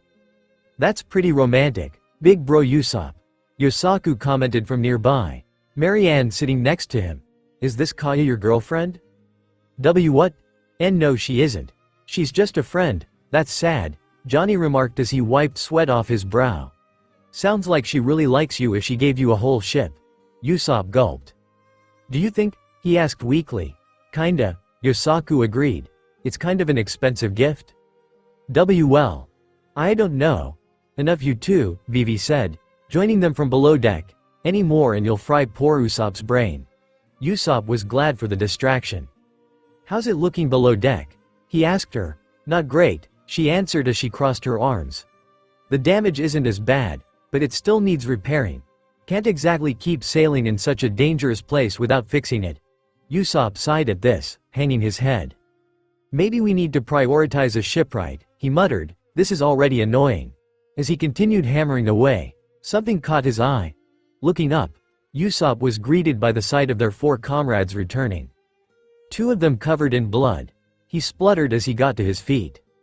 "Luffy, Zoro, what happened to you guys?" His cries alerted the rest of the crew, who also looked over. "That's a lot of blood," Marianne noted. "Someone get a doctor," Chopper yelled in a panic. "You are the doctor," Yosaku told the reindeer as he grabbed him by his antlers, shaking him. "Doctor them." "You two better not have let a scratch get on the ladies," Sanji roared. As the 4 came aboard and Chopper began to look at their wounds. Usopp sighed. "I thought we agreed on no fighting." "They didn't fight," Nami replied, arms crossed. This made Usopp raise an eyebrow. "They just stood there and let those pirates beat the crap out of them." "What?" Vivi asked. "Why? No reason to fight him," Luffy replied as Chopper inspected a cut on his arm. "Besides, Nami did tell us not to fight." "You can fight back, you know," Nami yelled. Usopp noted her tone wasn't angry, more exasperated. Turning, he noted Nijiko was standing by the railing, looking annoyed. "What's the matter?" he asked in her direction, her gaze narrowed in annoyance. "They didn't lay a hand on me," she said. "Good," Sanji cried. "I'd be horrified if they did." "That's not the point," Nijiko shouted. I threatened that pig Bellamy too. I threatened to paint the wall with his gray matter. Why was I forced to watch? You know why, sis, Nami replied with a frown. They may have beat the shit out of these two, but they respected us less. We weren't pirates to them. Just fancy arm candy. Nijiko's face scrunched in disgust. Bellamy better hope I don't see him or his lapdog Sarkis ever again, she said in a low tone, or I'll make sure he never cackles ever again. On that, Nami said, we are agreed. An uncomfortable silence came over the crew, punctuated only by Chopper bandaging wounds. So no new information? Yosaku asked. This earned him a dirty glance from the sisters. Scrub the deck before I deck you, Nijiko threatened. Yosaku already had experience in what happened when you defied one of the sisters, so he scrambled to his feet and went searching for a mop. I see your own excursion went badly, another voice said. Turning, Usopp watched as Robin walked back on board, smiling faintly. Where have you been? Vivi asked her. Buying clothes for myself, Robin answered as she lifted her shopping bags. Figured I needed more than one outfit. Oh, I also happened across this. She walked to Nami and handed over a scrolled-up piece of paper to her. Nami unraveled in and made a face. What is this? She asked. A map of this island, Robin replied. We're at Mocktown on the west side. But look here, to the east. Robin pointed on the map. I heard someone special from Jaya lives on the east coast. Man named Mont Blanc Cricket. From what I gathered, man can stop talking about his dreams. We could have some in common. Nami's face scrunched up even more at this information. Is this really all the info we got? She asked weakly. Well, for Sky Island, sure, Robin replied as she reached for her bag. But I also happened across some bounty posters. Seems more of us have gotten one. Wait, what? Usopp asked weakly. Please say it isn't me, please. Robin just smiled innocently and handed the pile of posters to him. Straw Hat, Monkey D. Luffy dead or alive 110 million berries. That's a massive increase, Luffy said, sounding joyous. Pirate Hunter, Roronoa Zoro dead or alive 60 million berries. Seems extreme, Zoro noted, otherwise uninterested. Sword dead or alive 10 million berries. Huh. Sword of the Earth, Yosaku. Dead or alive 10 million berries. What did we do? Yosaku asked. Nami examined the fine print. Wanted for defeating bounty hunters at Whiskey Peak and being a known associate of pirate hunter Zoro and Straw Hat Luffy. Aw come on, Johnny said, not even for our own feats? Stop riding our coattails, you two, Zoro said with a smirk. Hawkshot, Nijiko dead or alive 5 million berries. They want you for the same reasons as these two, Nami said, gesturing to Johnny and Yosaku. Nijiko looked annoyed. Was Whiskey Peak really that big a deal? She demanded. Apparently, Nami said. The shots of the last three were all seemingly mid-battle, but Usopp had no idea where they had gotten those shots from. He was just happy his name hadn't been called yet. Just so long as that last poster wasn't his. Nami flipped the last one to the front, and her eyes widened. What the hell? She demanded, what is this for? What? Luffy asked, who is it? The captain looked over her shoulder, and his eyes widened too. Huh? What? Sanji asked, who is it for? Shaky. Luffy grabbed the poster and flipped it around for the crew to see. Princess Nefertari Vivi only alive 80 million berries. Me? Vivi asked weakly. Why'd I have a bounty? Nami grabbed the poster back and examined it closely. Princess Vivi went missing from Alabasta shortly after the conflict with Crocodile, she read. She is presumed kidnapped. By the Straw Hat Pirates? Bounty is only payable upon safe return. What the hell is this? There's no way my father issued that, Vivi said to placate the navigator. He said I should go. Nami frowned and moaned angrily. Doesn't say anything about him issuing it, she said. Navy did this themselves. Luffy's bounty is bigger because of that, Zoro called as he waved it around.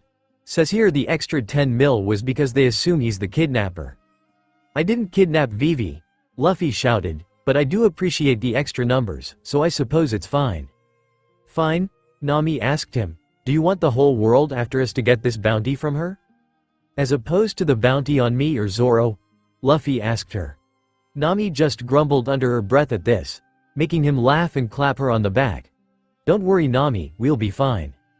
I'm sorry if this causes trouble, Vivi said weakly. I didn't realize they'd try to cover up my disappearance as well. Don't worry about it, Luffy told her, just imagine it as a head start you get on everyone else. Speaking of which, Sanji said, we helped take Croc down, why didn't we get bounties? Because if they covered it up, there's no way to give you a bounty reasonably, Negico told him. Whiskey Peak is why we all got one. The fight against Croc and the number agents isn't mentioned. Not to mention the numbers on you, sea and earth over there are relatively low, Robin added. They didn't factor in Alabasta at all. Good, Usopp declared, I'm already on Luffy's poster, last thing I need is my own. Don't worry Usopp, Nami said as she clapped him on the shoulder, no one would ever be looking for you. Thank you Nami. Hey, wait a damn minute, enough talk, Luffy declared. Let's get going to Mount Black Crickets or whatever. Mont Blanc Cricket, Robin corrected. Right, that. Jaya turned out to not be that big of an island, only taking the Straw Hats around an hour to circle it to the east. As they sailed across the edge of the island, something soon came into view. It wasn't a village or house though. That ship looks a lot like that other guy's, Luffy noted as they got closer. The ship dead ahead of them had a similar monkey design to it, and was sailing right for them. It's different than Masira's, Vivi noted, maybe they're in the same alliance. What do we do? Usopp asked from the wheel, they're coming right at us. We haven't done anything wrong, Nami replied, and Masira was willing to talk, so let's see what happens. If it goes south I don't care. I want to watch someone get beat up now. That's the spirit Nami, Luffy told her. As the ship got closer, he flinched as a microphone buzzed to life. You there? A voice demanded. What do you think you're doing in my territory? I'll kill you all if we don't get a good explanation out of you. Talking seems to be going well, Zoro noted with a hand resting on his swords. Luffy was about to crack his knuckles when he remembered what Vivi told him earlier about talking. Hey, Vivi, he called. Talk to him for us. Huh? The princess asked, why me? You were trained, he insisted, come on, be our voice. Vivi looked a little anxious, but balled her fists and nodded. What should I say? She asked. Luffy whispered to her in a low tone, Vivi nodding along. Once he was done, she cleared her throat and stepped forward. We apologize for the intrusion into your territory, she called out. Do you by any chance know a Masira? Masira? The voice asked. Of course, we're brothers. How do you know him? We met him scavenging the open sea, Vivi replied. His ship was similar to yours, so I felt the need to ask. Did you harm him? No, as a matter of fact. We were very friendly to him. Masira even offered to help us fix our damaged ship. There was silence for a moment, and then the voice made itself known. It was another ape. At least, he looked like one. As opposed to Masira, who was bulkier and rougher. This one was wearing a green captain's coat that was much too small, and had ridiculously long hair. He also looked half asleep, but that made sense. He'd be tired carrying around all that hair as well. If you are friends of Masira, you are friends of mine, he said lazily. I am Shoju, the Sonar King. So, what are you doing in my waters? We wanted to speak to Mont Blanc Cricket, Vivi replied. We've heard he lives in these parts, and we had questions to ask him. Do you know him? Do I know him? Shoju demanded. Of course I do. Follow me, friends. I will escort you to Cricket. Shoju then walked away from them, and his ship began to veer away. Luffy chuckled as he clapped Vivi on the shoulder. Good job, he told her, you're a natural. That was easy. Vivi excused easily. I didn't have to try that hard to convince him. Don't be ridiculous, Luffy insisted. From now on, Vivi, you'll be our voice. That okay with you? Vivi smiled brightly and nodded. As long as I can help out, she said. Luffy nodded before turning to look over his shoulder. Stay on his tail, Usopp. Let's find Mount Cricket. Do you get people's names wrong on purpose, Luffy? Nami demanded. 50-50, he replied. Hot damn, that woman was scary, someone behind Bellamy said. She sounded like a demon straight out of hell. I know, someone agreed. Best we gave her the information about Cricket she wanted so she gets the hell out of here. I saw her break enough arms to know I don't want to cross her. What do you think she wants with him? He's just a weirdo. I heard he found a ton of gold recently. I imagine that has something to do with it. Bellamy smirked at this and turned in his seat. "Oi," he called out, "you too." What was that about gold? Following Shoju around the edge of Jaya was thankfully uneventful, at least off the going merry. On it, an argument was taking place. "Why are you being so defensive?" Marianne asked Usopp, arms crossed. "Mary has served us well, but if she falls apart we're screwed." "You know why," Usopp replied. "A friend gave it to us, we aren't ditching her." "Would your friend prefer you drown because the ship she gave you fell apart?" Marianne demanded. Usopp blanched at this, not having any words. Luffy stepped in at this, sensing a fight coming. "Don't worry Usopp," he said, "Mary is one of us. We aren't going to ditch her just yet." "Thank you Luffy," Usopp said, "at least my captain agrees." "Yet, Usopp," Nejico said, "Mary is too small for all of us." "Yeah," Vivi added, "I mean, the girls' room is made for 1, not 5. We add any more, we'll have no room to sleep." "Just sleep below deck with us," Johnny said. "Yeah, no," Nami replied. "I can already hear you guys snoring through the floor. Not happening." "Can't we just build an addition?" Usopp asked. "How do you expect to do that when you can't handle basic repairs?" Zoro asked him. Usopp again seemed to have no answer, but his eyes seemed to catch something ahead of them. "Hey, look at that!" he shouted. Luffy turned to look, and his eyes widened in surprise. "A castle?" he demanded. Ahead of them, on the shoreline, was a massive castle that spread upwards into the sky. Shoju was docked nearby, so it was clearly their destination. "This guy must be loaded," Yosaku shouted. "Big sis Robin, what did you hear about him?" "Nothing extravagant like this," Robin answered. "He's mostly talked down on, although he apparently thinks Jaya has a massive gold stash on it somewhere." Luffy could almost hear Nami's brain clinking with thoughts of coins. "Gold?" she asked in a sing-song tone. "How much, exactly?" "Never enough to satisfy you," he said with a snort. Nami glared at him, looking annoyed. "I wouldn't need to worry about money so much if you'd stop eating a mountain of food at every meal," she said. "That's just not true," Luffy replied. "I only eat 3/4 of a mountain now. I'm on a diet."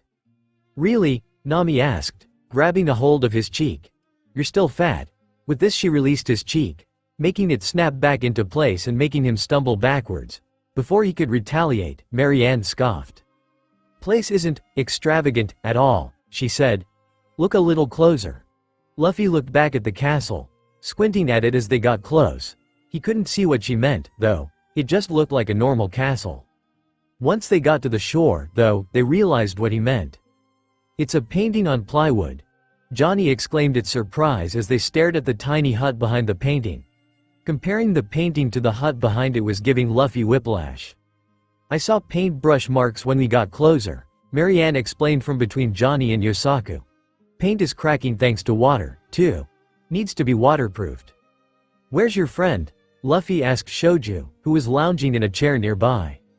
"Seems he went diving," the monkey replied lazily. "He'll be back soon, relax and wait." "Getting my ass kicked made me hungry," Luffy said flatly, walking for the hut's door. "Can we eat?"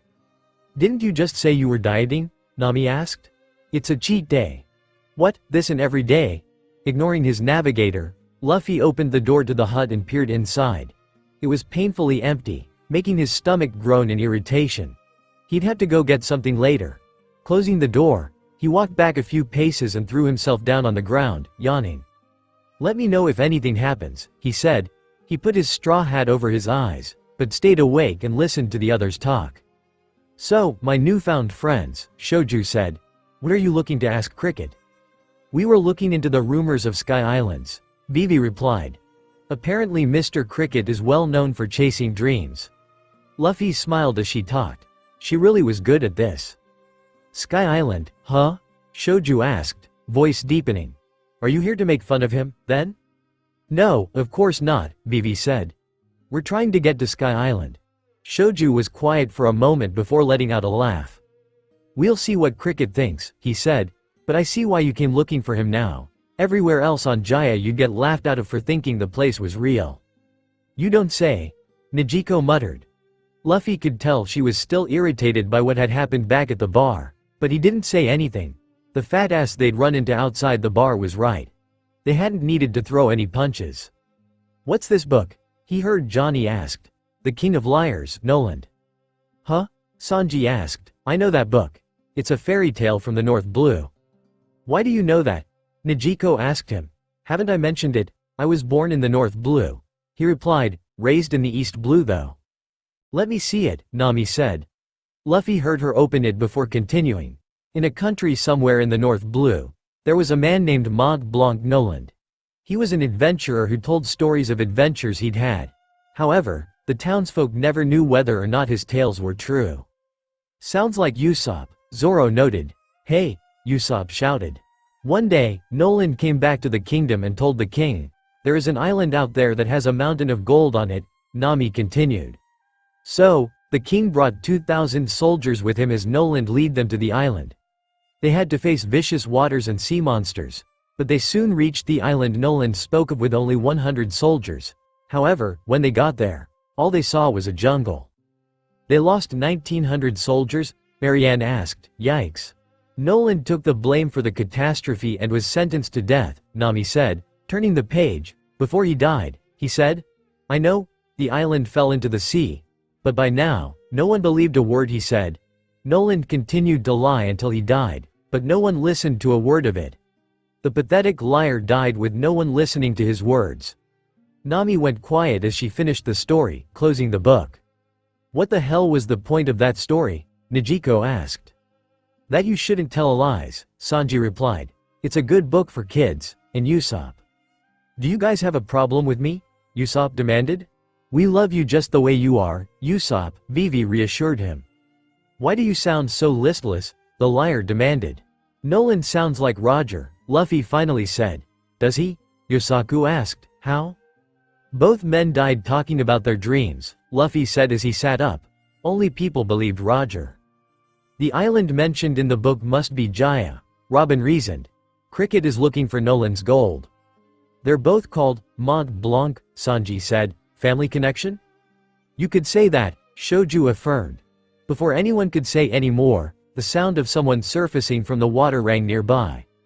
Luffy sat up and turned to look, watching as a muscular man with an odd bulb on his head climbed out of the water, watching them warily. Who are you people? He demanded. Shoju, these friends of yours. In a sense, Shoju replied, they wanted to speak to you. To me, huh? Luffy supposed the man in question was Mont Blanc Cricket. What do they want with me? We wanted to ask about Sky Islands, Vivi said. Do you know anything about? Vivi didn't get to finish her sentence before Cricket hit the ground, coughing up blood.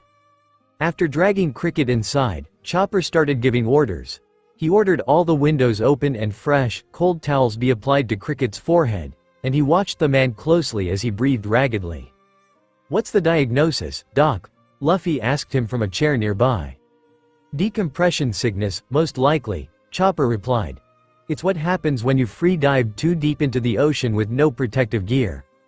The water pressure buildup, and then release as you surface, is too much stress on the body. He should be okay once we stabilize as likely, Shoju said, having joined them inside. He was lazing on the floor nearby, looking disinterested. He dives daily. Daily? Chopper exclaimed. How is he not dead?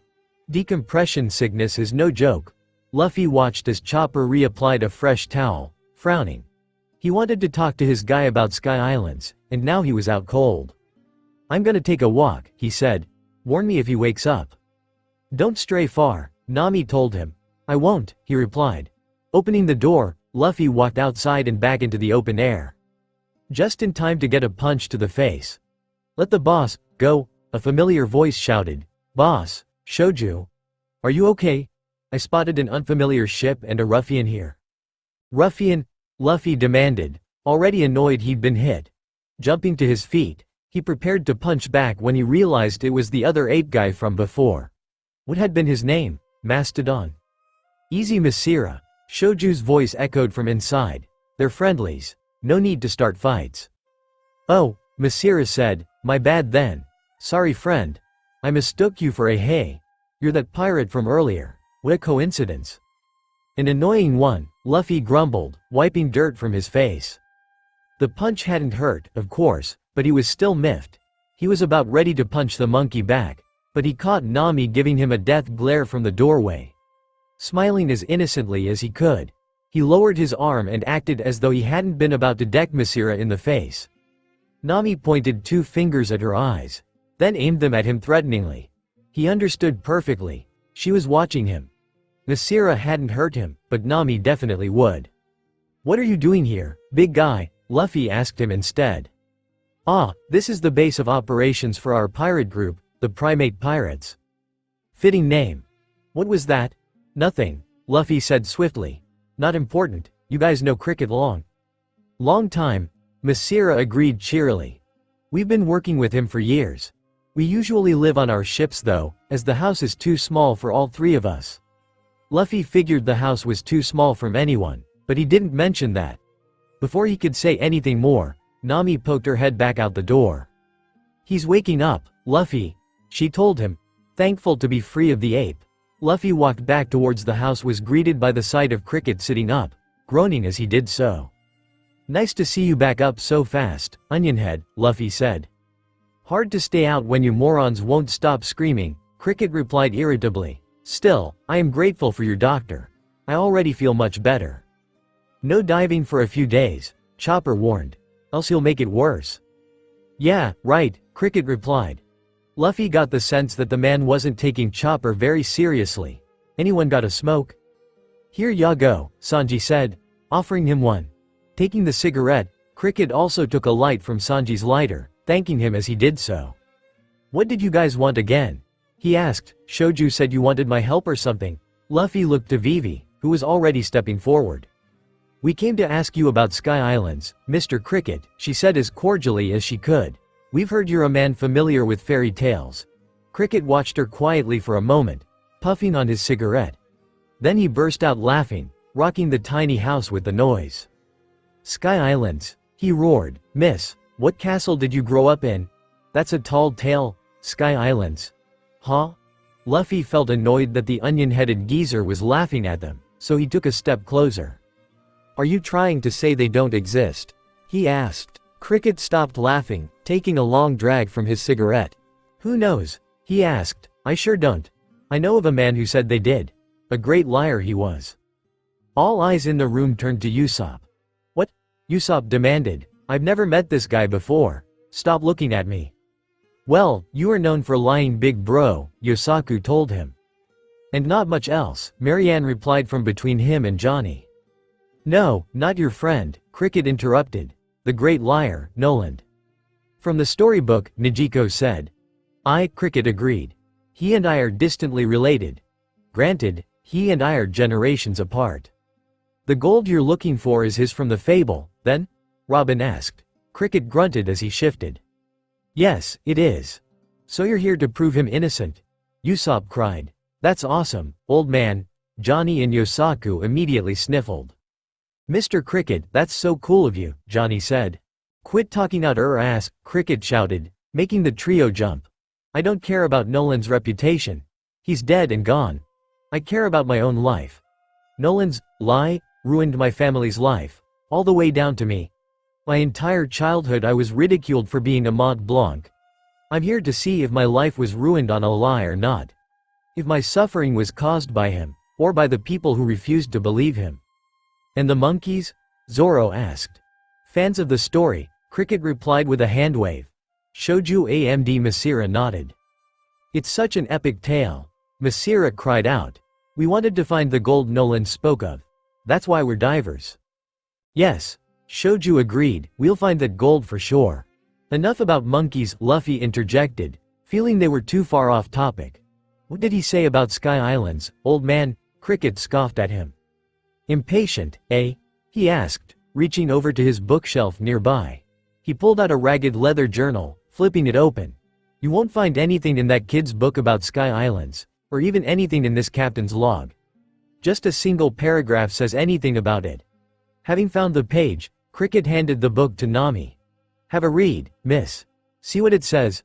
Nami took the book from him and flipped it over, her eyes scanning it. "This afternoon, I met a merchant and purchased a peculiar object," she read aloud. "He claimed it was called a waver, and that it was from the Sky Islands. It was an incredible ship that moved with no wind, and seemed to travel faster than even the best ships I have seen." "Wow," I want one of those. Keep reading, Cricket replied. The waver's source of energy only exists on the Sky Islands, as with many other unique objects. Speaking of, an adventurer he encountered showed me a fish from the sky. It was a very strange creature, with wings like a bird instead of fins. Apparently there are many unique creatures and items in the Sea of the Skies. I wish I could go there, but apparently it is very difficult and sometimes impossible. A ship our size wouldn't make it. Oh well. Perhaps one day, travel to the sky will be easier, so they do exist. Don't get so excited, Cricket told her. He could still be a liar, after all.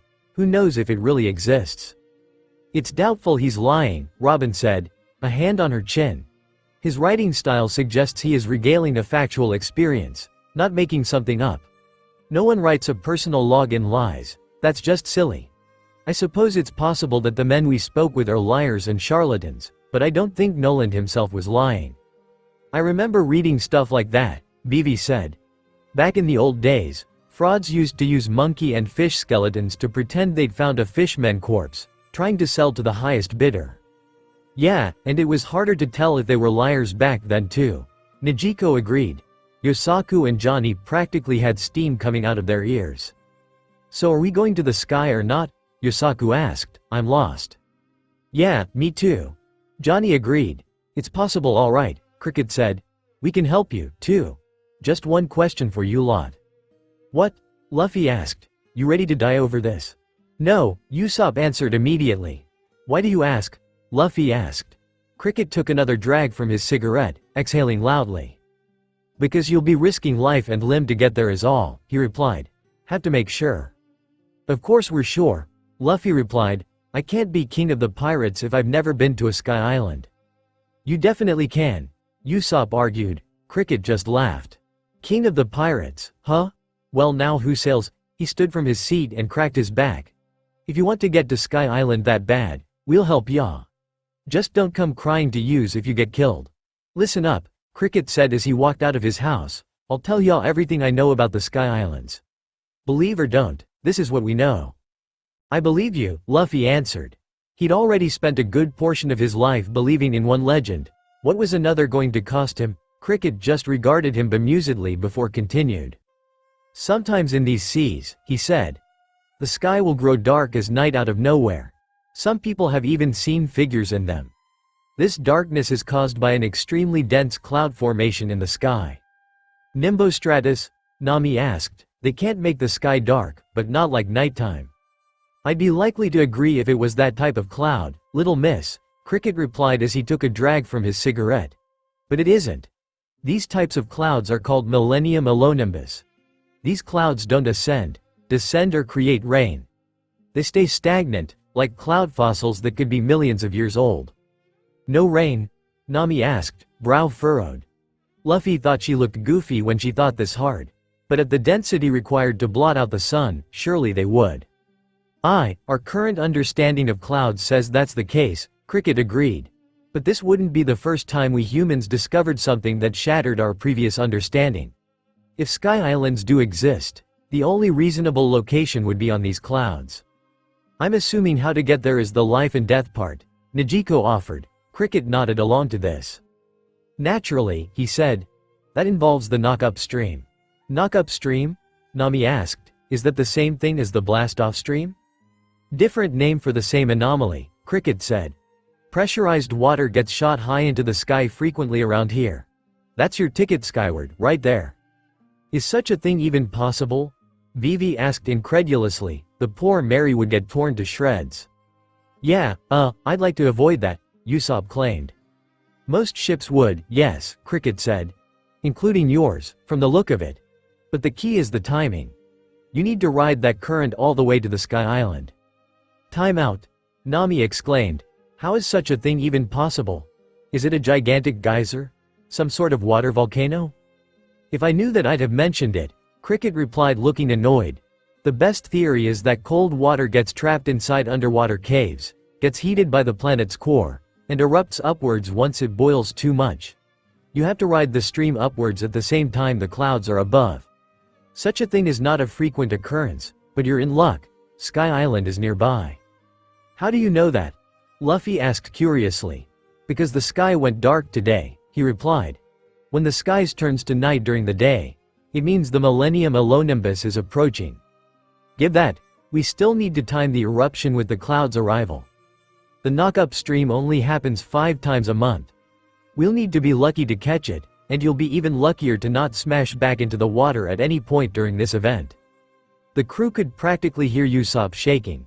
Maybe we shouldn't do this, he said. After all, Luffy, there's no guarantee that Sky Island exists. Luffy knew the resident scaredy cat was right. Even with all these coincidental facts, including the ship that had nearly dropped on top of them earlier that very day, it was still a shot in the dark. Not to mention we can't stay longer than a day, or the log pose will reset, Nami added. That was a problem too. Oi, old man, he said, how soon will the stream be active again? Cricket crossed his arms. Calendar date lines up with tomorrow, he said. The clouds are approaching as well. The timing is perfect, if you want to go, that is. So they only had the one shot. If there was no Sky Island, they were dead. If there was, they could only have this one shot to get to it. Anyone not ready to die tomorrow? He asked. Yes, Usopp and Nami answered together. No one else did. Luffy grinned and let out a chuckle. Let's get ready to go, Cricket, he said. We don't have long to prepare. A smile broke out across Cricket's face as well. Damn right, he said. We'll need to do some remodeling on your ship, but before that we should eat. Come, there's liquor in the house. Now you have my attention, Zoro noted. It didn't take long for a party to take over the entire shack. Drinks were poured out, and soon enough those who did drink were giddy and loosened up. Listen to this one, Cricket shouted, Nolan's journal in hand. When we arrived on the island, we heard the strange chirping of birds and the ringing of bells. They were beautiful bells, made of solid gold. They rang as if to sing of the civilization's glory across the seas for all to hear. These bells' sounds were so deep and intense, it made the men anxious whenever we heard bells from there on. Solid gold bells? Nami asked, as if she'd completely ignored the rest of the story. And they're massive, hum? Don't lose your head, sneak thief, Zoro told her as he elbowed her. Plenty of gold down here, anyway, Cricket announced, whipping out a sack from nowhere. Reaching in, he pulled out all manner of small gold trinkets and showed them around. There were little bells, seemingly to mimic the larger ones, coins, bricks. As he did so, Masira pulled out a large gold bird statue. This just made Luffy more excited. So how do we start to remodel the ship? He asked Cricket. The man took a long swig of beer before he opened his mouth to speak. First things first, you need to find a south bird, he said. That's the most important thing. What's a south bird? Usopp asked. Thing right here, Cricket said as he gestured to the bird figure. Looks just like it, just less gold. Chirps just like this. See? He pressed down the bird's head, and the statue let out a strange chirp the likes of which Luffy had never had before. Go to the southern forest and find one. Why do we need one? Johnny asked. Easy, my dear simpleton, Cricket replied. Johnny didn't even seem to notice the insult that made Marianne snicker from beside him. Losing your way on the Grand Line is easy, as I'm sure you know. That's why sailors use the log pose. You lot tried to sail out of here not looking for an island, you'll get lost altogether. Where does the bird come in? Sanji asked. I believe I know, Robin said. Many animals in nature have a sort of built-in bio-compass. If I could hazard a guess, it's that this bird can point us to the knock-up stream. Exactly, Cricket said. The bird points straight to the stream in the south. Without it, you may as well forget about the Sky Islands. How the hell did Marianne get herself into these situations? In one moment she was sitting in Cricket's house enjoying a drink, in the next she'd been ejected into the forest with Johnny and Yosaku with a net in an attempt to catch a south bird. Now the three of them were trudging through the forest as the sky began to blacken. If it gets too dark, we'll never find it, Yosaku noted, shielding his eyes with his hand as he observed the top of the trees. How the hell did we end up on a team? Marianne asked in confusion. We are a team, Johnny replied. Big bro Luffy said we had to look after you. What? Marianne asked. That was before we landed in Alabasta. You don't need to shadow me anymore. Well, someone has to look after you, Yosaku said. You're just a little girl. Do you morons just ignore me when I say I'm 16? She demanded angrily. I'm just short. Johnny let out a laugh and ruffed her hair. It's just easy to forget, since you're only a chopper and a half tall, he said. Do not refer to my height as a chopper and a half. I'll have you know I've gained height since we met. Really? Yosaku asked as he stared at her. I don't see it. Trying to ignore the stabbing pain of shortness in her stomach, Marianne craned her neck upwards to scan the treetops.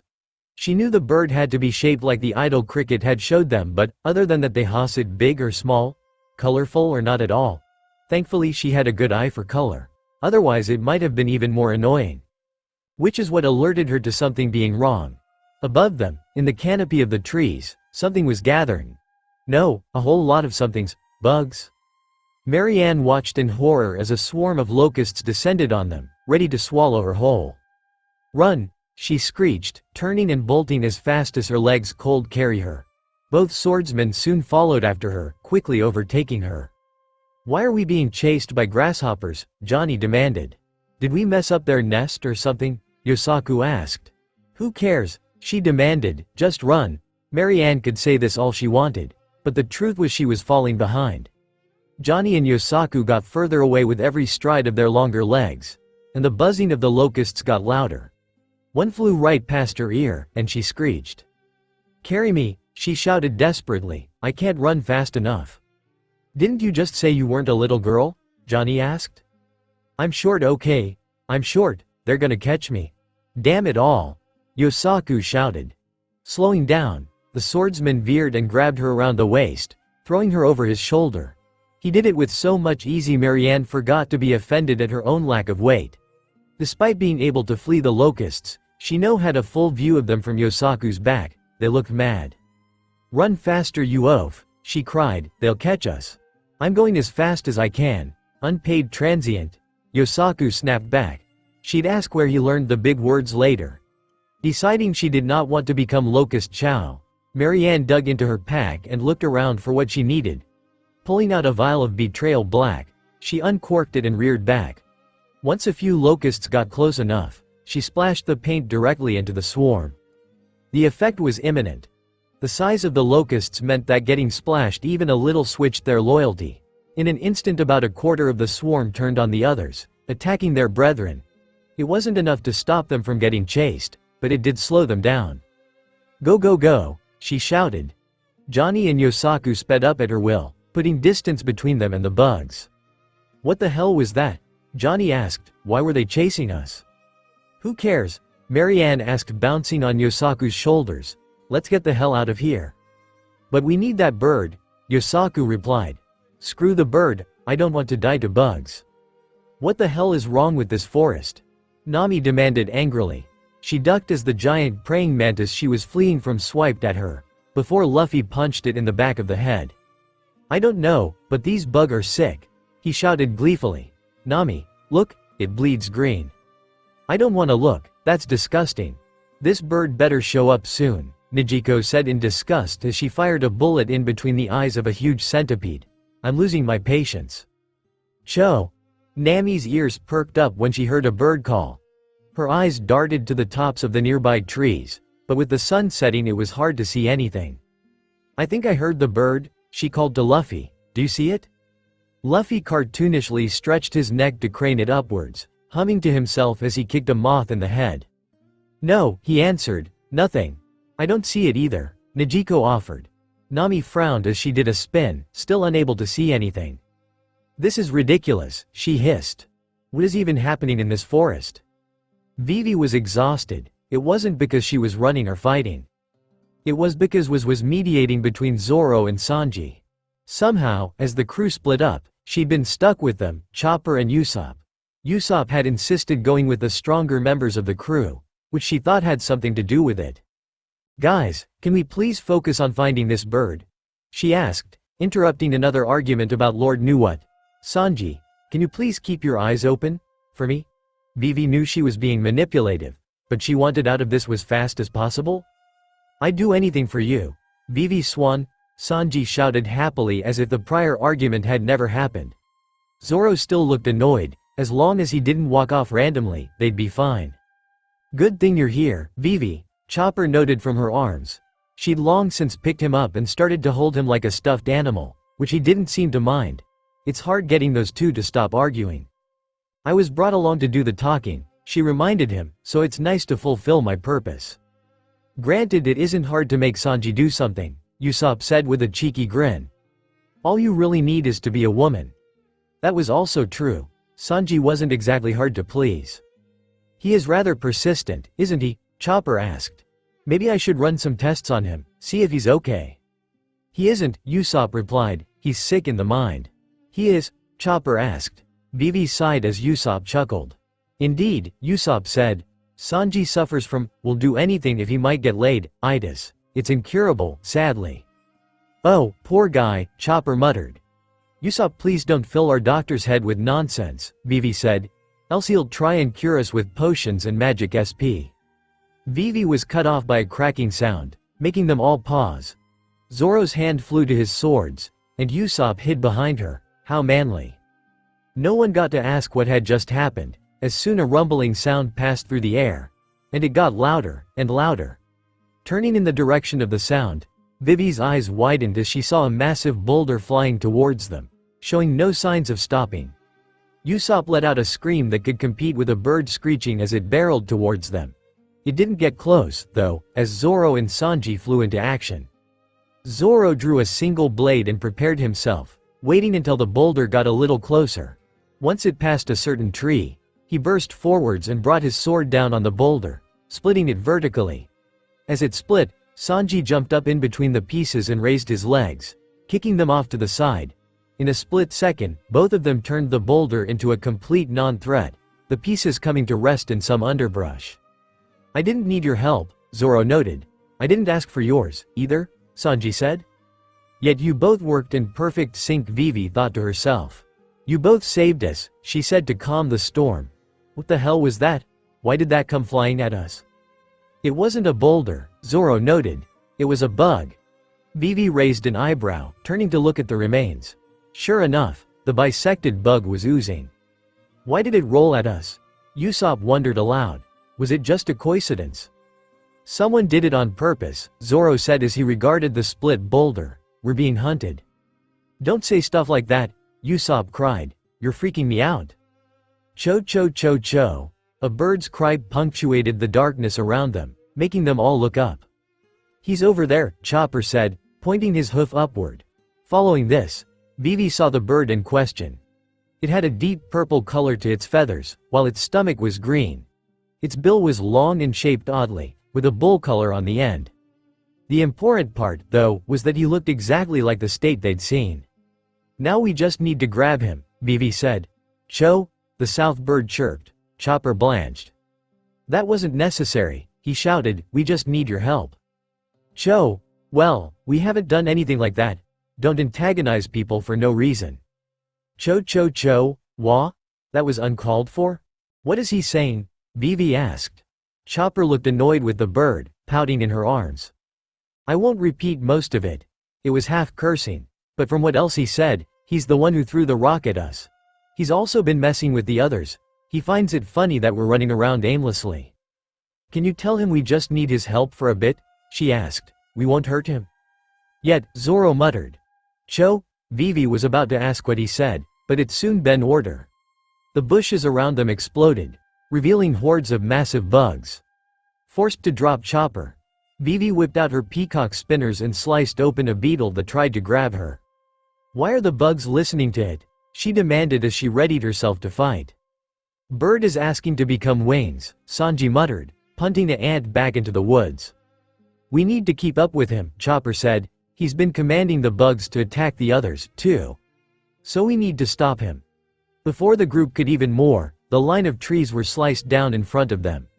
A dozen or more flying mantis flew straight at them, their cleaver-like arms raised to swing. What the hell is wrong with this forest? Usopp demanded. Luffy had never really disliked bugs before, but after all of this he was ready to eliminate them off the face of the earth. He'd just spent who knew how long running around the forest, fighting random bugs. Bees, mantis, beetles, slugs, and everything in between assaulted them constantly and refused to stop. Finally, after what felt like forever, he and the others converged in an opening together, all of them looking worse for wear. "I assume we've all had the same problem," he said. "This forest is hellish," Usopp shouted, "and that bird is a prick." "I swear if we didn't need it I'd fillet the little bastard," Sanji hissed. "Ah, there you all are," Robin's voice safe. Everyone turned to watch the women cut through the brush on her own, having been the only one to go solo. "I figured you might have run off," Zoro remarked. "Not quite yet," Robin said with a wink.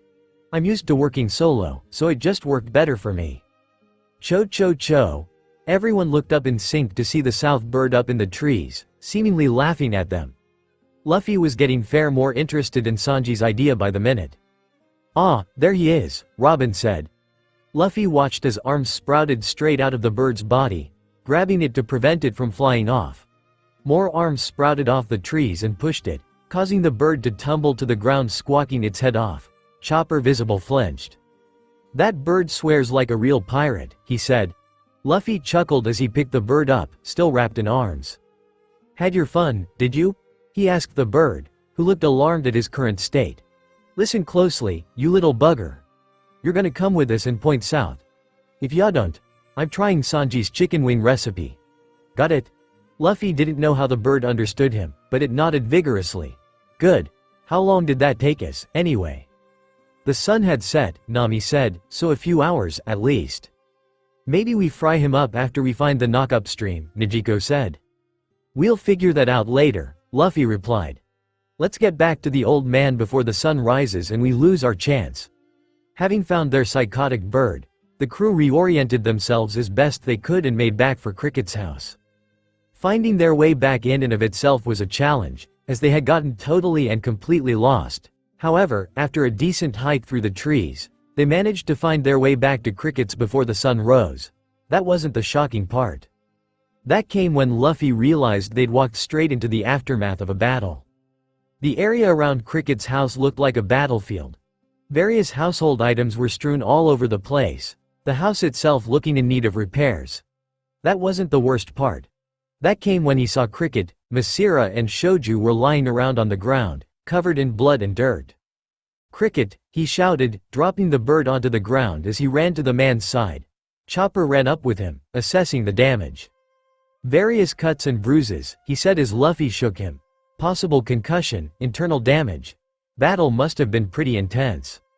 "Old man," Luffy shouted as he shook him harder. "Wake up, would y'all? What happened?" Cricket's eyes finally fluttered open as he rambled, making him wince as he did so. Damn it all," he hissed as he rubbed his head. "Kid got us good." "What happened here?" Zoro asked, standing above Luffy. "Some upstart from town came over here," Cricket replied as the others checked on Masira and Shoju.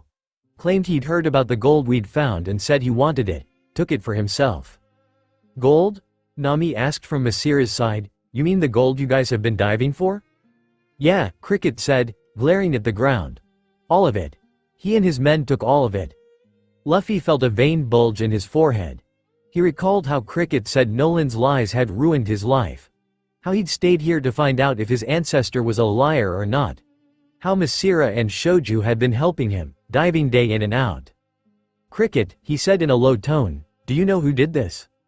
"Huh?" he asked. "Well, his crew called him Bellamy." "Bellamy. Of course." Luffy stood up straight, hat falling over his eyes. "Nijiko," he said. "Yeah?" Nijiko asked. "You're in charge of the others. Anything happens, you're the boss."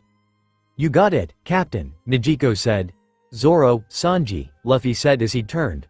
"On me." Neither man objected, walking alongside Luffy as they turned away from the others.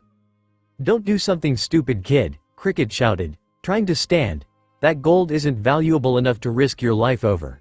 We need to outfit your ship for the knock-up stream." "Not valuable enough?" Luffy asked.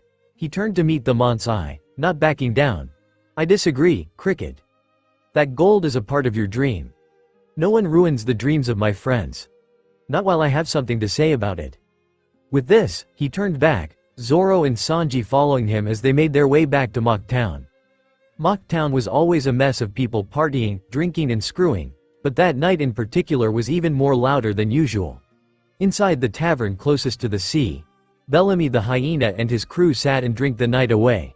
laughing at the large sum of gold they'd stolen from some old geezer. He deserved it, stupid fool. Who spends all day collecting gold for some silly old rumor?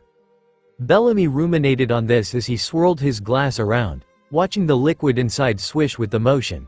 Today had been unexpectedly nice.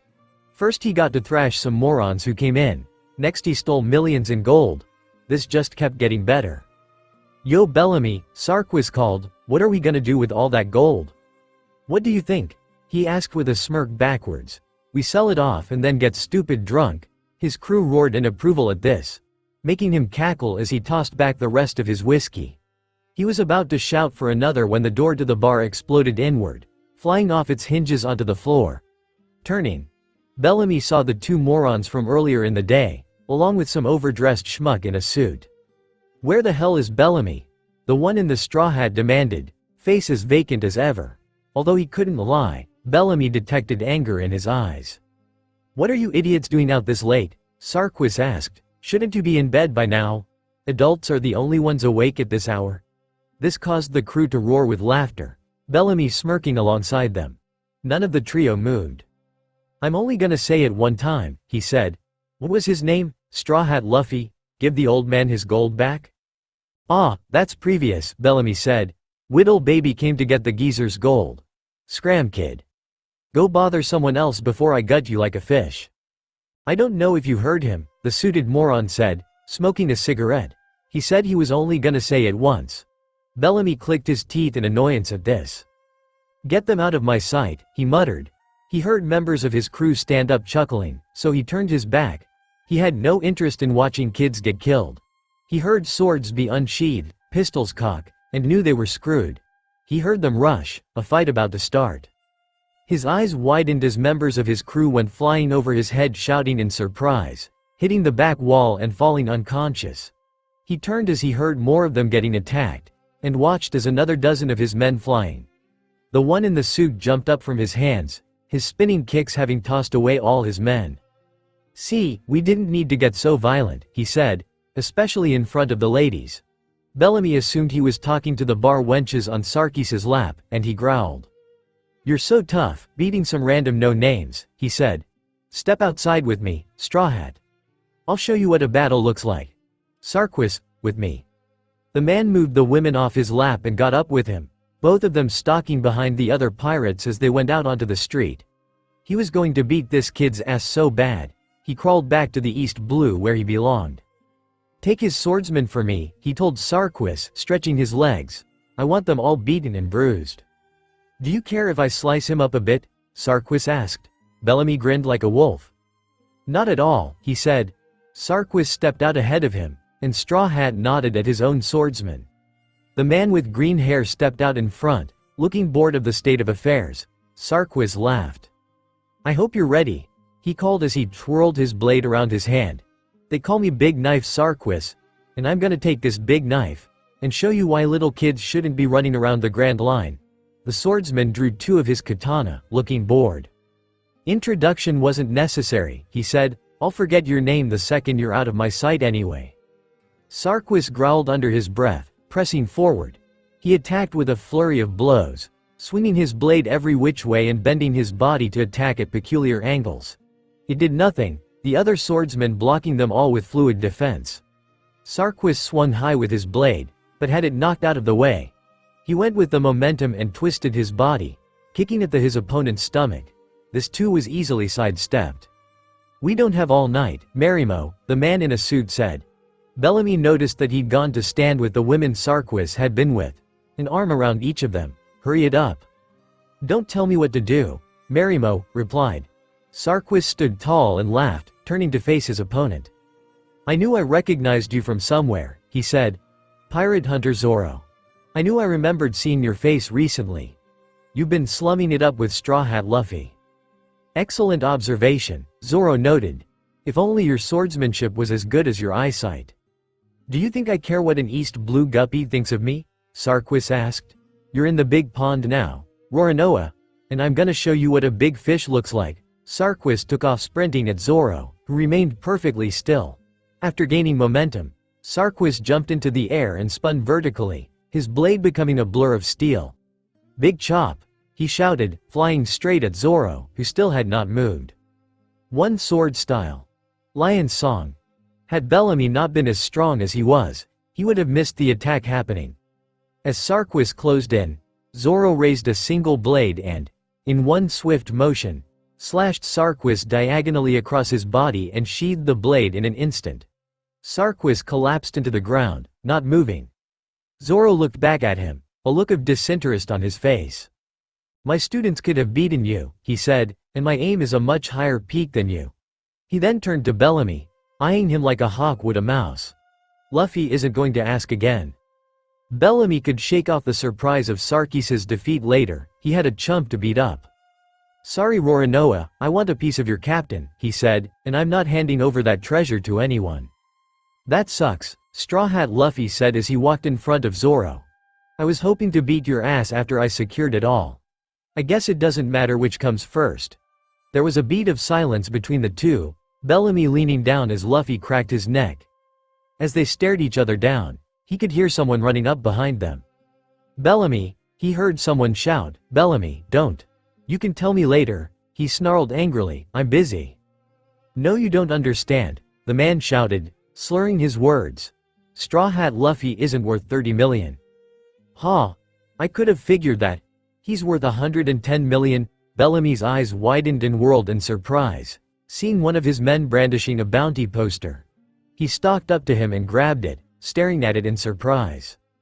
"Wanted for subverting justice, piracy, acts of terror, and the kidnapping of Princess Nefertari Vivi of Alabasta," he read.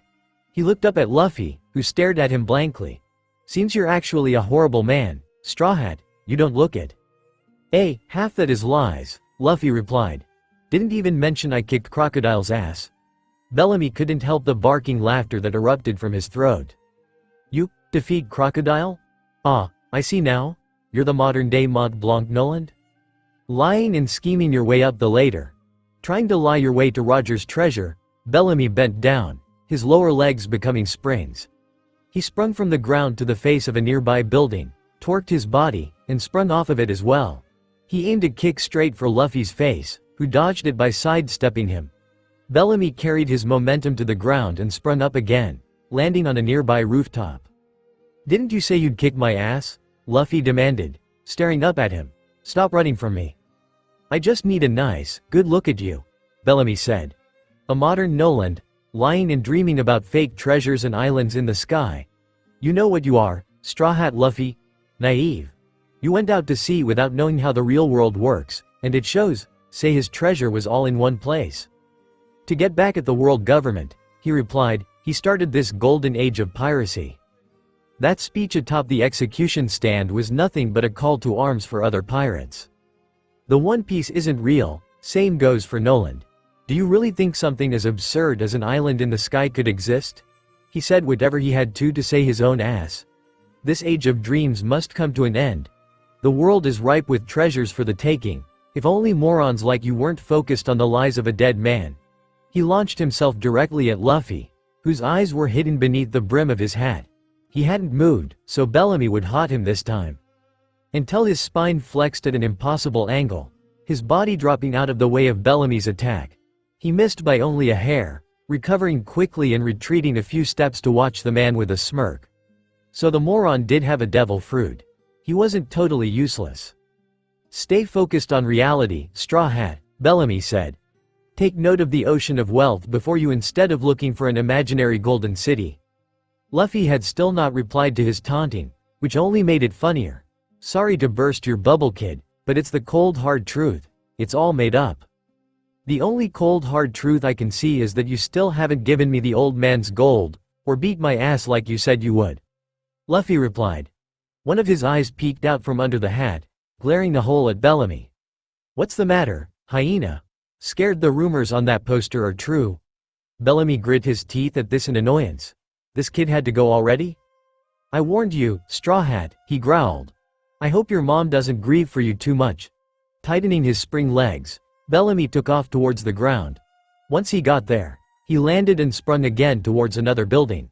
Then again, his speed increasing every time. Despite the breakneck speeds he was traveling at, He could still see Straw Hat not moving at all. "I'll end this in one blow," he shouted over the noise of the springs. "Prepare yourself, Straw Hat, Spring Hopper." Kicking off one more time, Bellamy rocketing straight for Straw Hat's face. He raised his fist, preparing to strike with enough force to blow a hole in a Navy galleon. He saw the other pirate had also raised his fist, looking directly at him. Bellamy heard the crunching of bones, and everything went dark. Luffy slammed his fist into Bellamy's face with all the strength in his body, slamming the spring man down into the pavement. The hyena's face created a crater as he hit the ground, his eyes blank and expressionless. He was down. "Maybe you should start dreaming too," Luffy noted as he flexed his arm. "About landing a hit, or surviving one." He turned to look at Zoro, who was watching him in amusement. "Nice punch," the first mate told him. Luffy snickered. "Wasn't it?" he asked. "Now I wonder where that gold is." "Right here," Sanji's voice said. Turning, Luffy watched as Sanji walked over to them with a bag strung over his shoulder, the women from earlier still attached to him. "These lovely ladies showed me where those goons hid it." Bellamy and Sarquis talked too much, one said in a sultry tone, running her hand down Sanji's chest. "I prefer the strong and silent type." Me too," her friend agreed from Sanji's other side. "Makes it hotter when they kick someone's ass." "Ladies," Sanji noted as he took a drag from his cigarette, "a man who is silent is the man worth worrying about. Keep that in mind in future. Chumps like these two are the ones who won't survive out here, running their mouths." "Where's the rest of Bellamy's crew go?" Luffy asked, noticing the crowd that had surrounded them was gone. "They ran with their tails between their legs to the docks," one of the women said. "They did when Bellamy used that last technique." "Should we chase M down?" Zoro asked. Luffy shook his head and adjusted his hat. "We made our point and got the gold," he said.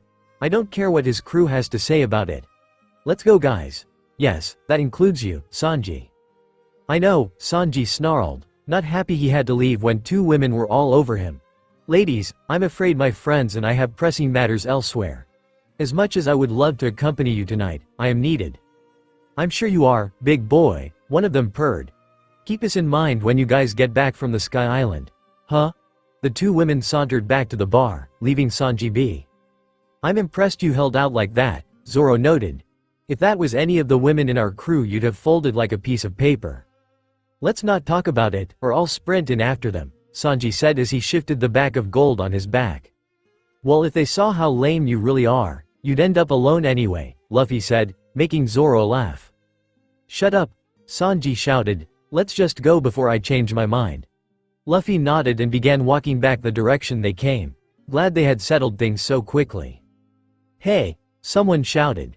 Luffy paused and turned to look, seeing Sarquis trying to struggle to his feet. "This isn't over yet. Where do you think you're going?" Luffy stared at him like he was an idiot.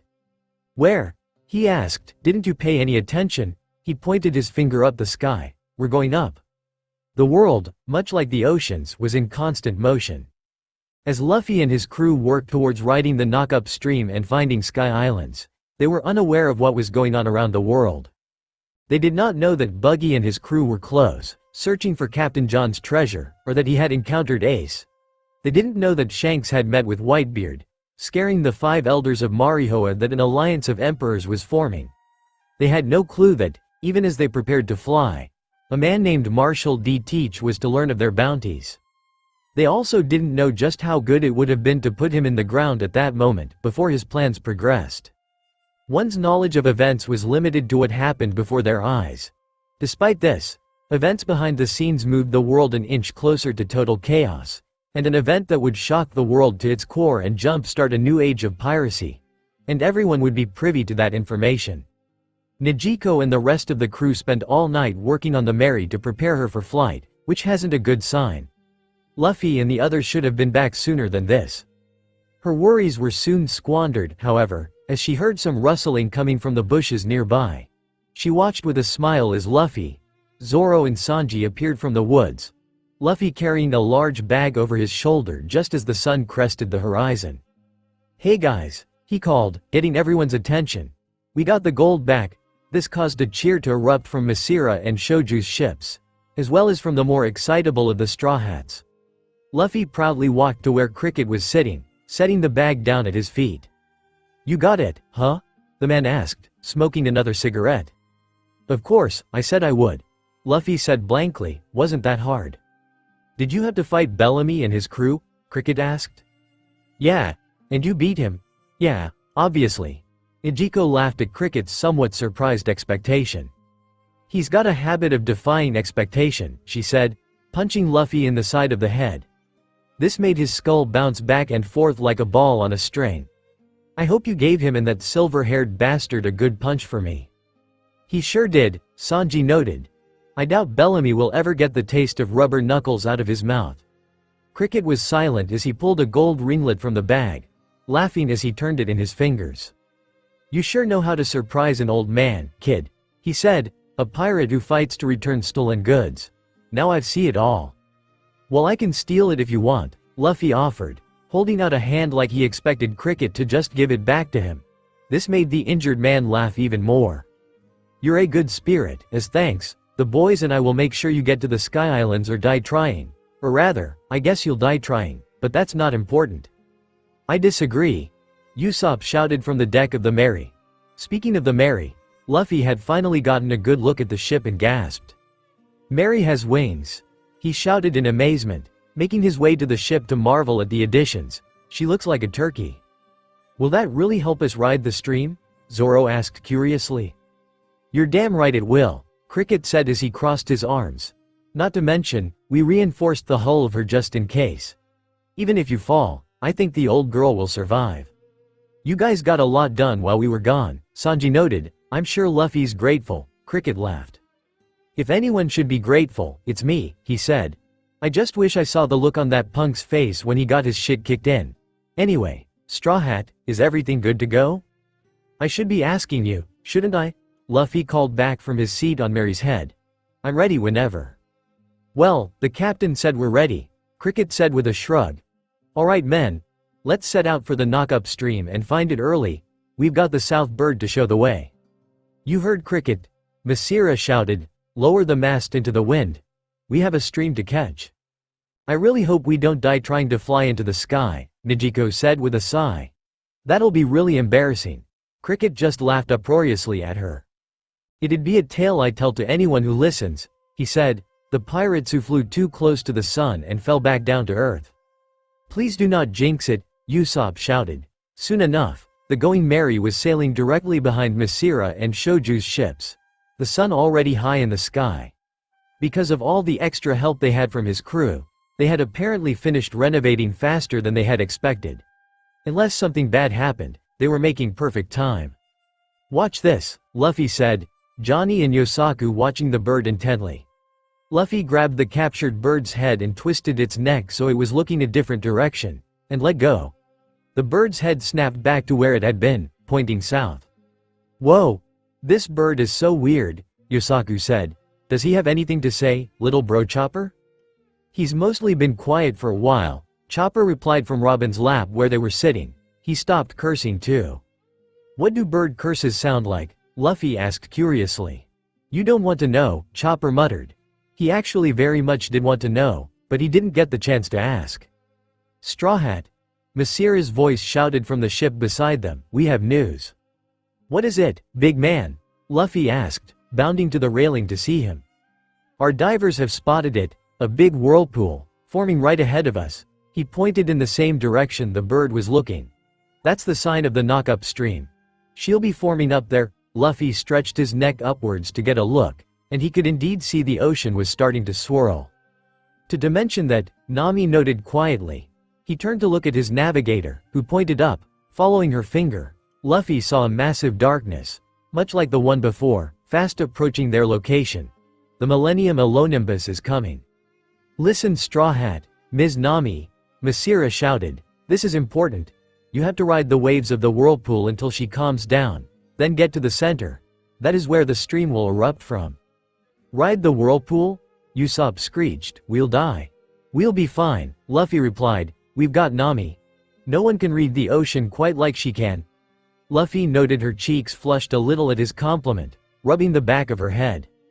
"I am very knowledgeable about the ocean," she bragged, trying to look like it was no big deal. "All right. Let's do this." I'll navigate us straight into that whirlpool. Everyone get over here." The Straw Hat crew all flooded at the words of their current commander, awaiting instruction. "Chopper, Johnny, Yosaku, you three are in charge of the rudder. We need to keep it in line with the whirlpool's waves. But fight it just enough to resist getting dragged under. 2 of you steer, 1 of you relay my instructions." "Yes, big sis," the twin swordsmen shouted, grabbing the doctor from Robin and running for the cabin. "Sanji, Zoro, Luffy, Usopp. You 4 will work the mast and sails. It's a combination of everything that will stop us from getting dragged under. You need to listen to me quick if we don't want to die." "You got it," Zoro said, turning around. "Anything for you, Nami Swan," Sanji agreed. "Nijiko, Vivi, I need both of you to keep your eyes open on either side of us and report any changes to me. If you see the waves acting odd or something that doesn't add up, say so, it doesn't matter what." "Yes, Ms. President," Nijiko said sarcastically with a salute. Vivi comically followed her lead, walking to the side of Mary opposite the other blue-haired girl. "Marianne, I need you in the crow's nest. You're the one who's gonna tell me how close we are and how strong the waves are, same as the others. You see anything odd, pass it on. You're giving me a pretty important job." Marianne muttered as she turned to look up at the crow's nest way above them. Robin chuckled. "Come on, Ms. Golden Week. We'll go up together." Before she could object, hands spawned underneath the painter and tossed her to the mast, where another pair of hands caught her and tossed her up to another pair.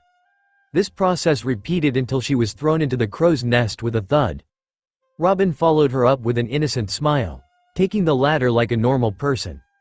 Luffy turned and saw that everyone was now in position, awaiting orders. The Mary drifted closer and closer to the whirlpool as the darkness approached. Luffy tensed up and prepared to adjust the sails as he needed to. Nami was watching the water ahead of them intently, waiting for a sign.